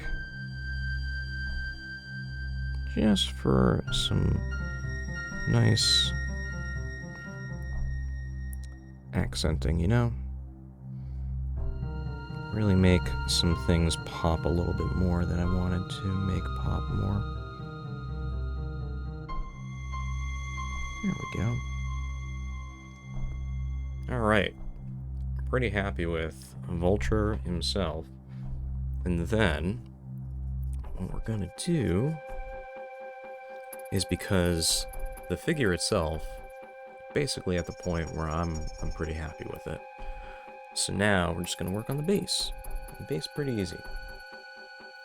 And that'll be good for the last half hour. This is just finishing up the base. So, here's what we're going to do for the base. We are going to use... Here's what I'm going to do first. I'm going to do this I-beam. So, what I'm going to do is I'm going to use some... There we go. I'm going to use some clear red.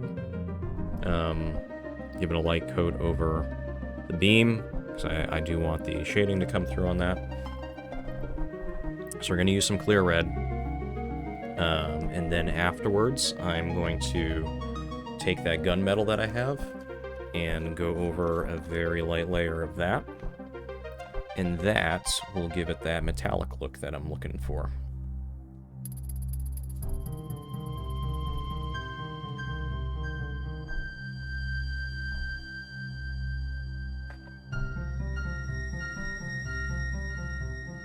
There we go. A little bit more of that.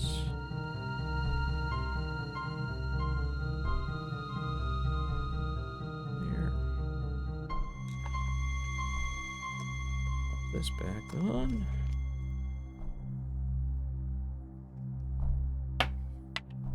And then drop some water in here.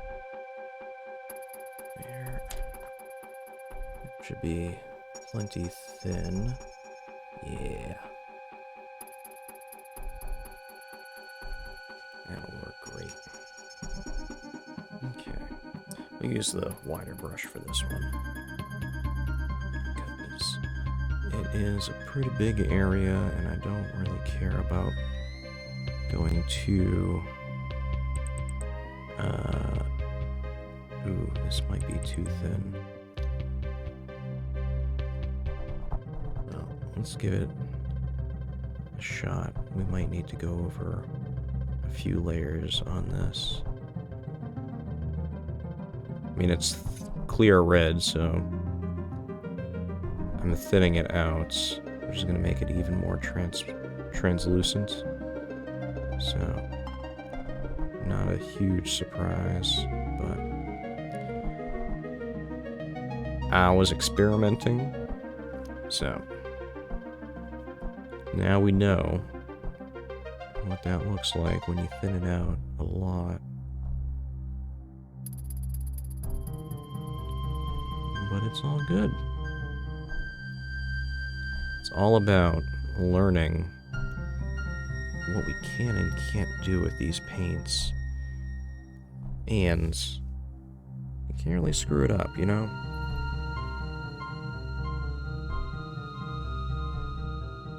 Because ultimately, you can always fix things. And we're just here to have some fun. So, don't ever make a big deal out of stuff that you think might be, you know, is gonna screw up the figure, because it won't. We're here to have fun.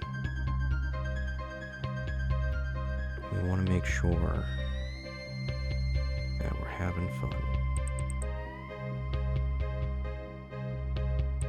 Here.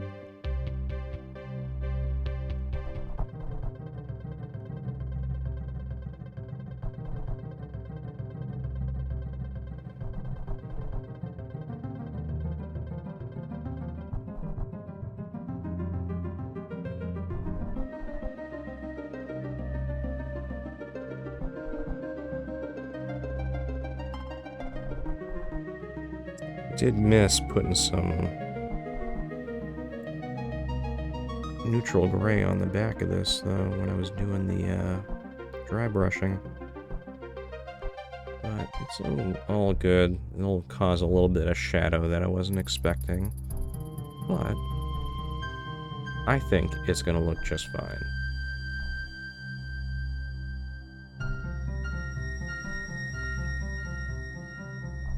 Again, we're not here to make this be professional, you know? We're here to make this look decently good and have a fun time doing it. And that's what we're doing.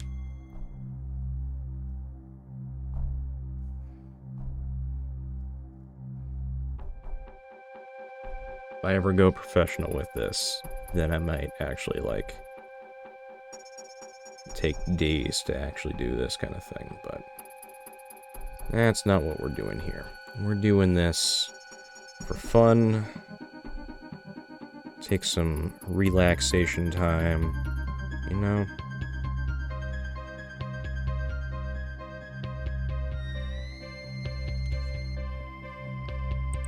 Because that's what we're here for.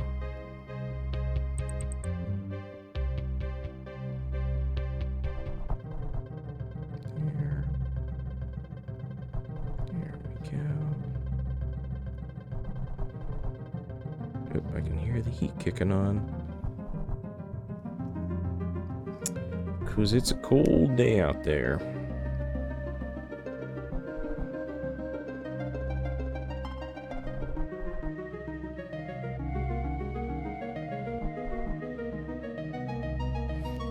My dog is all cozied up in her bed, right next to the vents, so she can get maximum heat.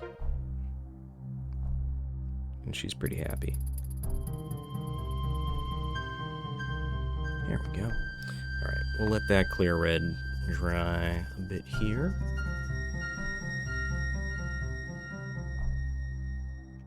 And then we're going to spin my paint palette around so I can get back to the gunmetal. And we're going to give the beam a quick coat of gunmetal. And that way it can take on a more shiny appearance. So, more metallic look. And I gotta think about the bricks. What do I have for doing the bricks with? Did I bring anything for the bricks? I didn't. What was I thinking? I didn't even grab... Oop, I got a flat earth.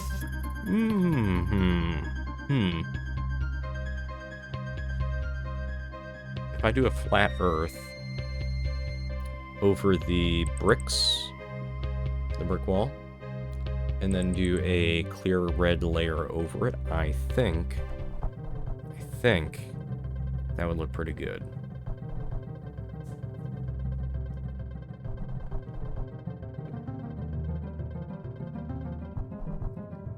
And I had to take a quick little drink break there. Make sure to stay hydrated while you're doing this, or anything, really. That clear red's actually got a shine to it. I mean, I'm still going to do some gunmetal over this just to give the metallic sheen, but that clear red is actually quite shiny on its own. It looks pretty good. I'm pretty happy with how that looks. Like, it's very dull, but I wanted it to be, because, again, this is like... If you're looking at this, this is like Destruction City here. Ooh, actually, missed a spot. Good thing we were checking, so I didn't see there's a little I-beam right here. So we're gonna do... a little bit of paint right here. Get this I-beam covered.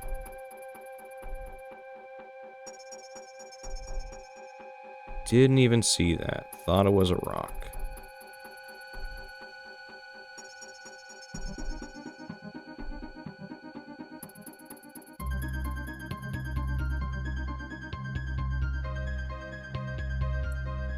I'm sorry about the camera angle. It's very hard to see.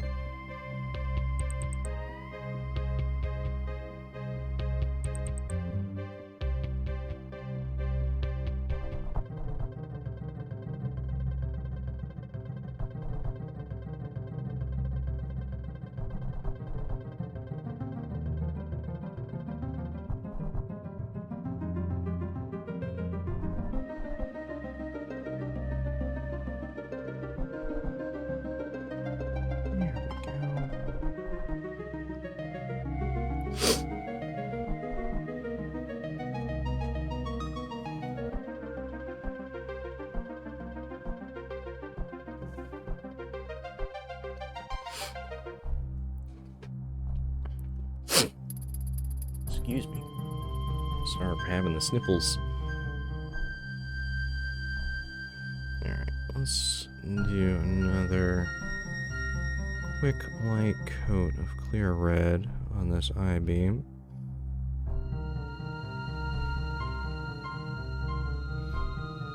Here we go.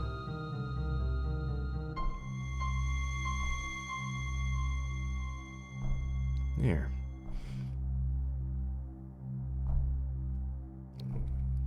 Give that a quick brush, because that was cooling a bit, and I don't want there to be, like, globs showing up. There we go. There we go. We'll give that a little bit of time to dry. While we think about what we've got here. So, the rest of this model, looking at it, like I said, we're going to do, think flat earth, give this a nice earthy tone, and then go over it with the clear red to make it show up as brick better. And then all of this is just going to get painted with flat earth. Again, one of the nice things is the doing the dry brush for all of the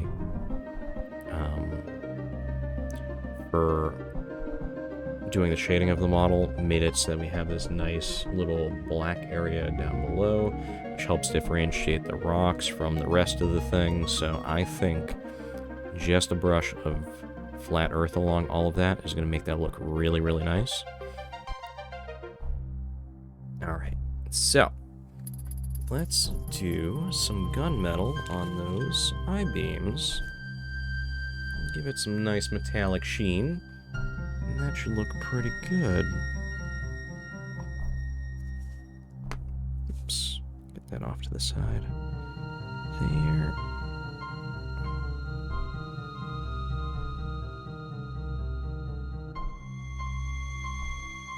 Gives it a little bit of metallic sheen, and one of the nice things is it dulls it out even more color-wise.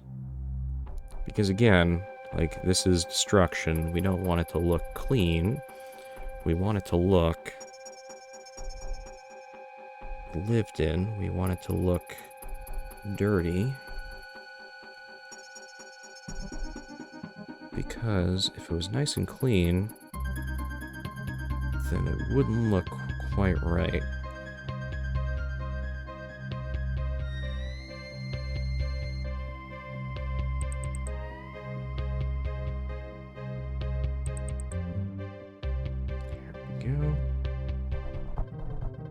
There we go.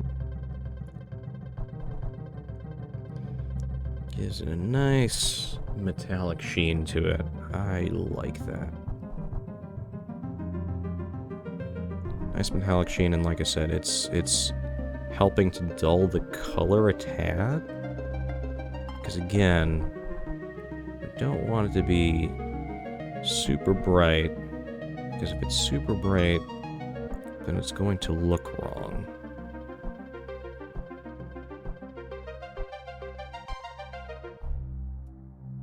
Here we go.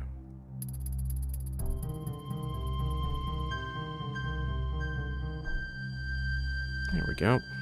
That'll do. So, let's think about working on the wall next. Let's get a little bit of flat earth.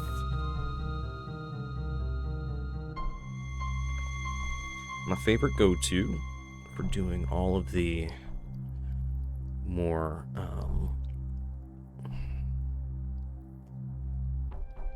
the base stuff, so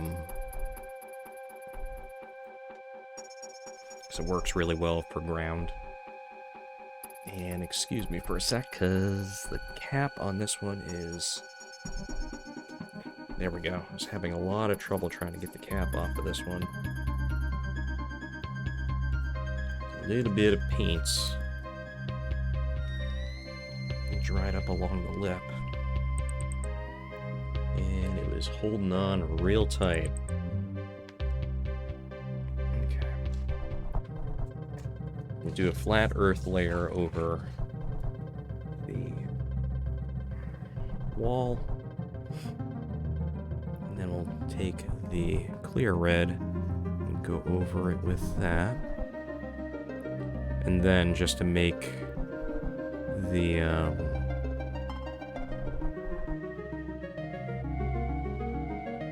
just to make it so that the what am I trying to say here?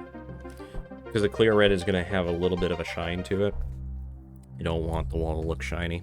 So we'll probably do some dry brushing of flat earth over the whole thing to dull the shine. Use this big brush. There we go. Thin this out. Sorry for the voice there for a sec. I was holding the brush between my teeth just so that I had a spare hand. There we go.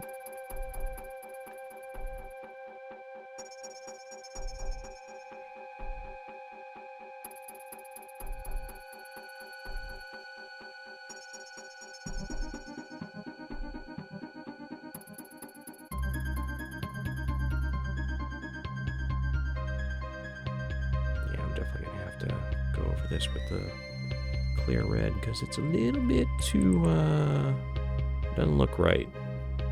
Doesn't look right being this color.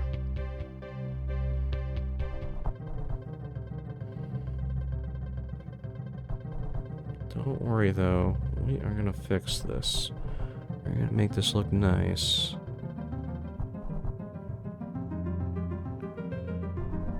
Make this look like it's supposed to be a brick wall.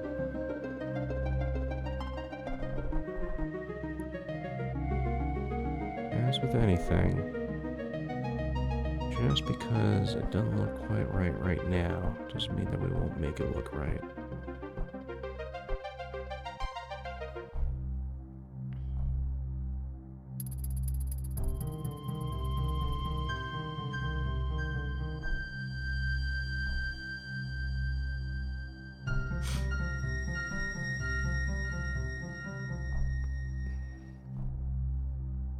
There we go.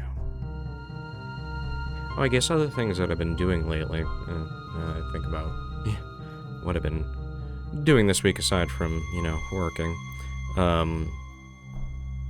So I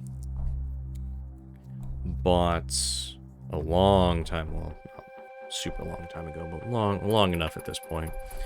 I bought, well, I backed the level 99 Kickstarter for Exceed Season 2, which is a card game that simulates a fighting game, which I've been starting to get in actual fighting games recently.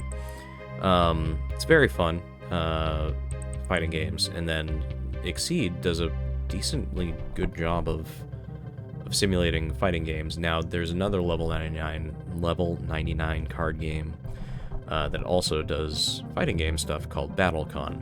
I like BattleCon a lot. It's got a lot of really fun stuff with it, but it takes a bit to bring it places, because there's a lot of pieces to BattleCon. Now, if you just bring like a couple characters, it's not too bad, but there's a lot of bits and moving pieces with it and stuff like that. I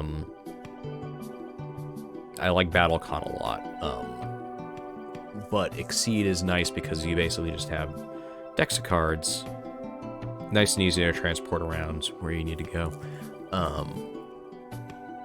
So there's that.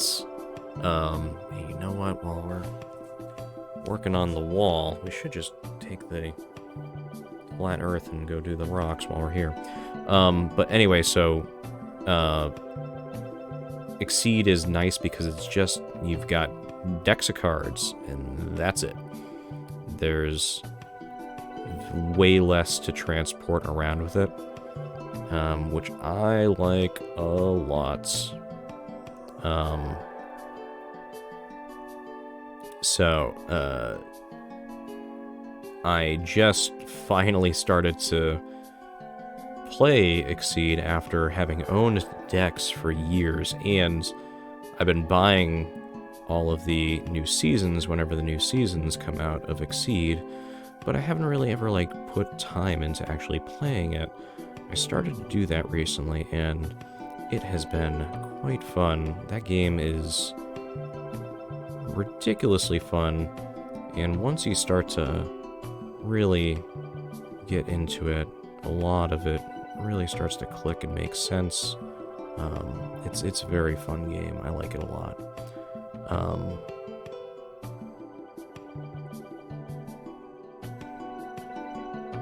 But yeah, so I've been getting into that.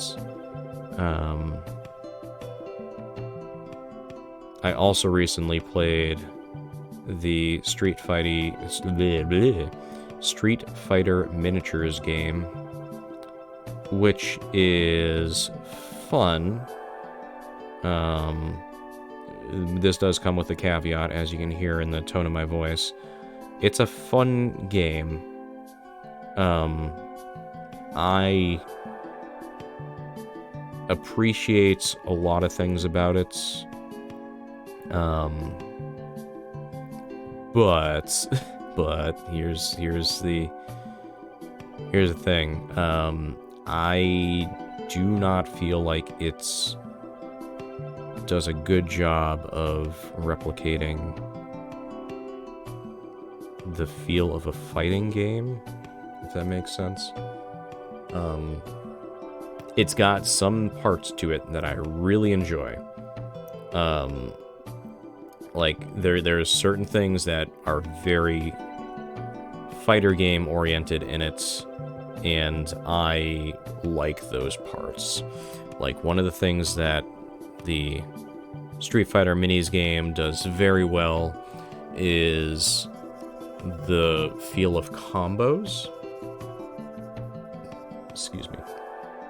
And what I mean by that is some of the cards that you play in the Street Fighter Miniatures game have buttons. Like, they have like a little 4-button here. I'm gonna put the camera out.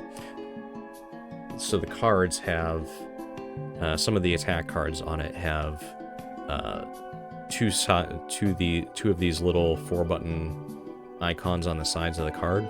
So when you play an attack card, it'll have these button icons on it, and if the buttons on the right side of the card that you just played, if the color of one of those buttons matches up to the color of the buttons on the left side of another attack card that you have in your hand, if you successfully hit and do damage with the first card that you played, you can immediately start chaining into these other cards that you have that have the matching color icons on them.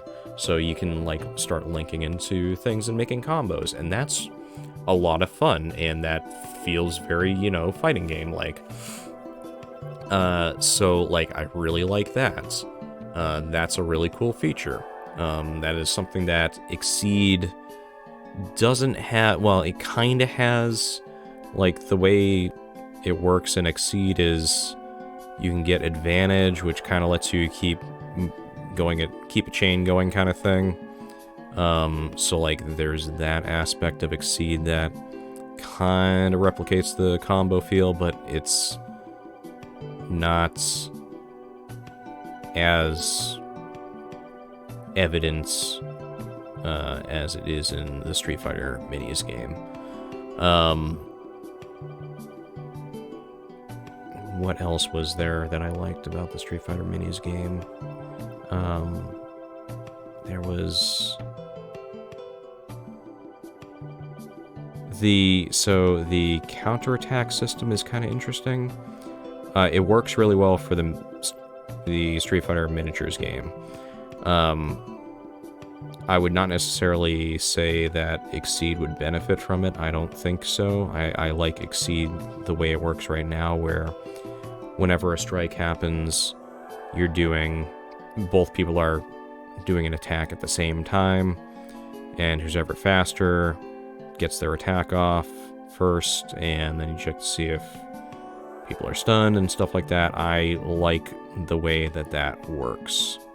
That works really well. So I don't feel like Exceed would benefit from that. But those are the two really big things that I like about the Street Fighter Miniatures game, but the rest of it is just like, I do not really like all that much, although, well, the arena having obstacles and stuff in it is kind of interesting, because you're playing on a 2D battlefields from the top down, you know, kind of thing. And there's obstacles and stuff that you can put there that will cause, you know, you can set it up so that people can, you know, get thrown into things and cause extra damage, and that's kind of cool.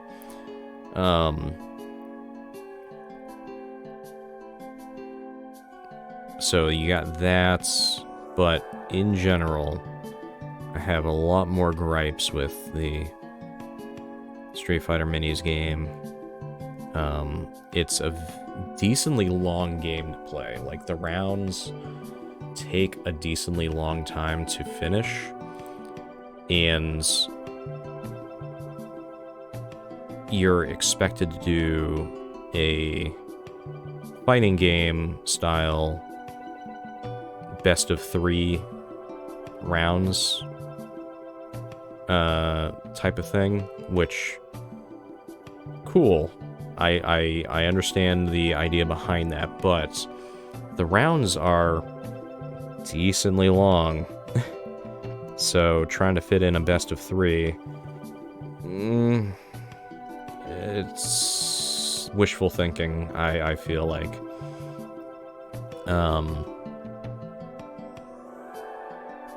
So there's that, and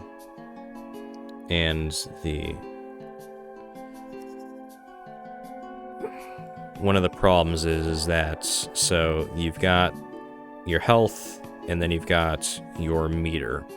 And your meter is what you use to do, like, super attacks, EX attacks, your ultra attack, all of that stuff is built into, you need to use your meter.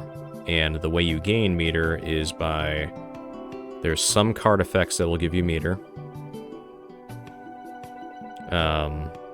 And then the only other way to get meter is you're rolling dice on your attacks and when you're blocking, and you're, you know, rolling for hits and stuff like that. But one of the sides of the 6-sided die is gain meter. And it is,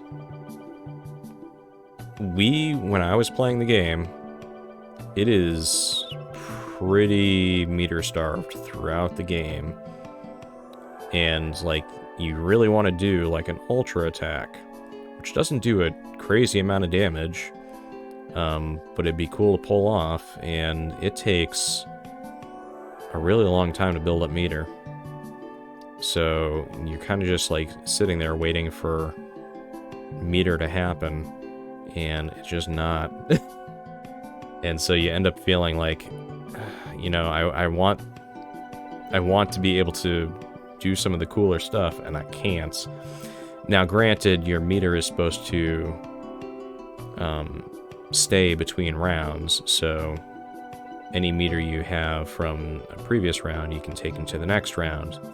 But again, that falls into the rounds feel a bit too long to finish, so I don't feel like playing that kind of long-term game. So it's just like, the meter feels too random to get, and it doesn't come often enough. So there's that kind of problem with it. Versus, and this is where I'm gonna start bringing in other stuff, versus you look at versus you look at how meter is done in Exceed. So you've got your gauge in Exceed, which is what you use for doing or not doing EX attacks, honestly, because EX attacks work by having two of the same card. So different kind of situation, but use your gauge for doing things like going into Exceed mode, which is basically like a superpowered version of your character, so you get like extra benefits and stuff like that. And you also use gauge for paying for your ultra attacks, which you've got 4 cards that are ultra attacks in the game, that kind of thing. So you've got this gauge that you can use on different things. You gain gauge whenever you hit with a card. So whenever you make a hit, you take the card that you got that hit from and you put it into your gauge. Now, one of the nice things about that is that means that takes that card that you just used out of the game temporarily, because it's sitting in your gauge, so your opponent knows that, hey, they don't have this that they can use for right now, so there's no chance of this getting shuffled back in for a bit. So it gives them kind of that window of things, but then it's also its own tracker for gauge, and it's a way of continually getting more resource that you can use for doing your big stuff. And it makes sense in fighting game terms, because in fighting game terms, you're generally getting your meter or gauge whenever you are hitting the opponent. So the fact that they made it a random resource gain in the Street Fighter Miniatures game just doesn't feel right. It feels like you should be getting gauge more often than you do, which leads to a unsatisfying game feel. I feel, you know. So like, yeah, it's a long way of saying it doesn't feel right to me, and I wish they did a better job of the meter buildup in the Street Fighter Miniatures game. So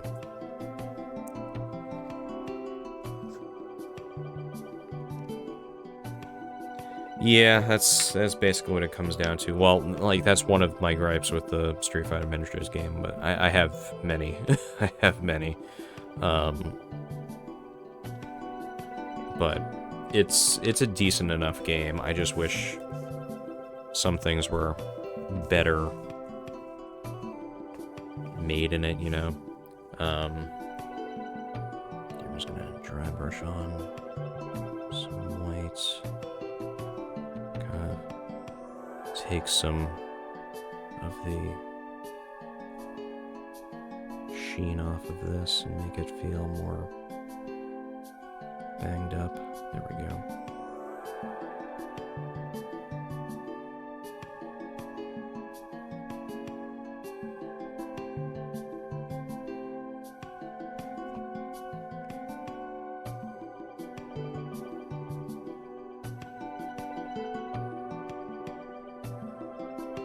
But yeah, so I do want to try playing more of the Street Fighter Miniatures game and see if it's just like, if we had just like a really bad, you know, random die roll for it. That does kind of fall into another thing that I feel like Exceed does better, though. There's a lot of random chance in the Street Fighter Miniatures game, and that comes down to dice, because you're rolling dice for a lot of stuff, which, hey, I like dice. They are a good form of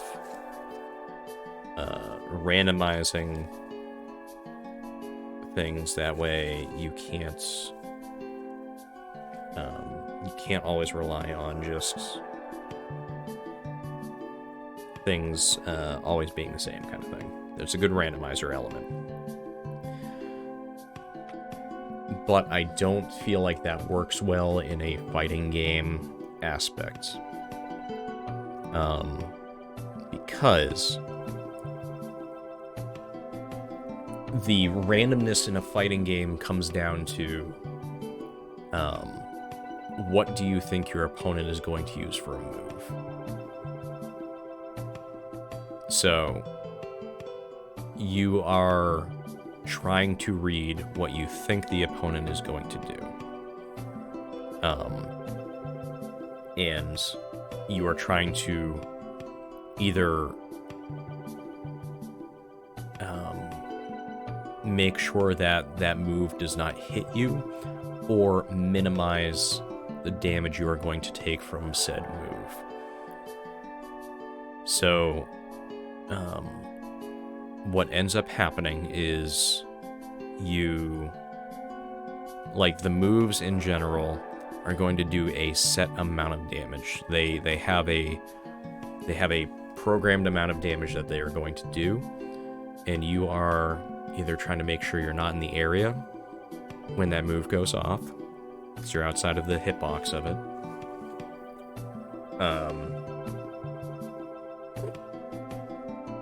Or you are trying to make sure that you are set up in such a way that you are going to reduce the amount of damage coming in, because you're getting yourself set up for your own attack that is going to go off. So in the Street Fighter Miniatures game, you have an attack value on your card, and that's how many dice you roll. The dice have a certain amount of hits, a certain amount of defense icons, that kind of thing. So whenever you're rolling for damage that will potentially not happen, even though the attack connected, and let's say your opponent didn't block, there's still a chance that you do 0 damage when your opponent didn't block, which doesn't feel great. Versus, again, I'm going back to Exceed. Exceed is static values, so you've got an attack card that has a POW value, that is the amount of damage you are going to do, versus your opponents, assuming that they are going to get hits, they have an armor value potentially on their card that they played, and that armor value is going to reduce the amount of damage that they take. So you're working with static numbers. You know that in any given point in time, assuming that your opponent didn't play an optimal card, you are going to deal damage, assuming that you're like in the right positioning and stuff like that, which again comes down to fighting game mechanics. You're looking for correct positioning, you're looking for making sure that you can read your opponent enough to know that they are not going to expect the move that you are going to do within the position that you're in. Static values work really well for that, because it gives you the ability to know that I am going to do this, and I am going to do damage if I predicted correctly. And that works really well when you're thinking about fighting game mechanics. So when you have static values on everything like Exceed does, it rewards you for predicting correctly. Versus the Street Fighter Miniatures game, where you could have set up perfectly for an attack, catch the opponent completely off guard. They did a counterattack, they predicted wrong, so their card got canceled out. So they are wide open for a hit. And you position yourself perfectly for the hit. You roll your dice. You roll 0 damage. It just feels really bad to have all of that set up perfectly and then do nothing. It just doesn't reward you for doing what you would do in a fighting game, where you're setting up your positioning and trying to mind game the opponent enough to make them think you're doing something that you ultimately don't do, to catch them off guard and do damage to them. And you can do that in the Street Fighter Miniatures game, and yet still not hits because a random die roll screwed you over. So it just feels really bad. So yeah, it's, again, like, I like some of the aspects of the Street Fighter Miniatures game, but the mechanics behind a lot of things in that game just don't work when you're trying to fit it into a fighting game aspect. So the long and short of it is that I like the game enough. There's a lot of tweaks that need to be made to the Street Fighter Miniatures game to make it really shine. So I would say if you want to get a board game or something, you know, board game, card game, that kind of thing, if you want to get a game that replicates a fighting game really well, in a board game style type thing, I would highly recommend BattleCon or Exceed. Either of those are phenomenal in replicating the feel of a fighting game, and with either of those games, either BattleCon or Exceed, they use a lot of the same terminology. They use a lot of the same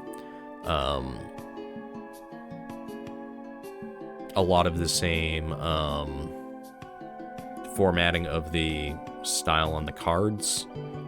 That way, if you learn one game, you know generally the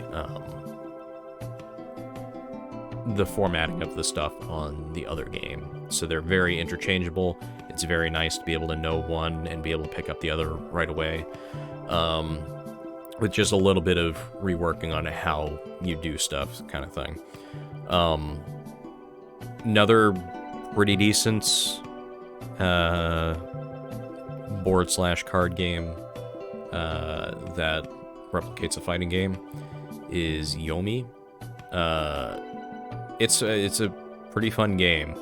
It doesn't have the battlefield placement aspect of it because there's no cards for like positioning and stuff like that. It's purely like you're playing hands of cards. So there's no like positioning set up for it. But it is a decent set of mechanics for replicating a fighting game feel, because it's very rock, paper, scissors on the attacks and stuff like that. Yomi does a great job of setting up combos, because you can straight up link into attacks, and it has a poker aspect to it as far as like building runs of cards to also replicate the combo feel. So it does a very good job of being a card game that also functions very well as a fighting game. Yomi was the first card fighting game that I got into, and it was very good. I like it a lot. The designer of it was David Serlin, who did character balancing for a lot of the Street Fighter games. So it made sense that he would end up making a card game that functions very well as a fighting game. So yeah, so there's that. Yomi's very good. Like I said, I much prefer BattleCon and Exceed at this point. They're a much better feel for fighting game aspects. But Yomi is also a very good game. I slightly, I would slightly opt more for the Exceed BattleCon side of things than than Yomi, but it's very slight. They're both very good games. But yeah, I'm just droning on and on right now. I have finished this figure mostly. I think I might still touch up some stuff on it, but I'm pretty happy with how this came out. Like, this looks pretty decent. I think one of the things I might do is I might go through and do a wash along the ground here to really, like, make it dirtier, that kind of thing. I still need to do the rim along this to make it red, because the figure needs to have a red base for the villains, just for my own OCD. But in general, like, I really like how the figure came out on this. Like, the metal looks really good. The eyes came out pretty good. I'm pretty happy with how those came out. They look pretty good. The wings are beautiful on this. Like, I really like that I took the time to go over the green areas with gunmetal a little bit, just because it gives that metallic sheen after, which I really wanted. Yeah, I'm pretty happy with how this came out. I'm looking forward to actually giving this a clear coat after and having it ready for playing the game, or just be on display, you know? So yeah, that was a lot of fun. And sorry I got into that overly long talk about fighting games and card games at the end, but I hope you enjoyed it. And yeah, I do think I am going to be keeping this as my go-to day for doing painting streams, because it works out really well that I don't have to think too hard about setting up for a stream beforehand, because I've got plenty of time because I'm already at home, kind of thing. So yeah, I think I am going to keep Saturday morning minis a thing, and we'll keep doing it at this time, and just keep it like that. And yeah. But anyway, I had a fun time. I hope you had a fun time too. And I'm looking forward to getting more of this done and showing off more of the painting work to you. And just having a chill time as we go through this. So yeah, I hope everyone has a good rest of their day and a good rest of their weekends. And I will be talking to you soon. Have a good one, everyone. Catch you later.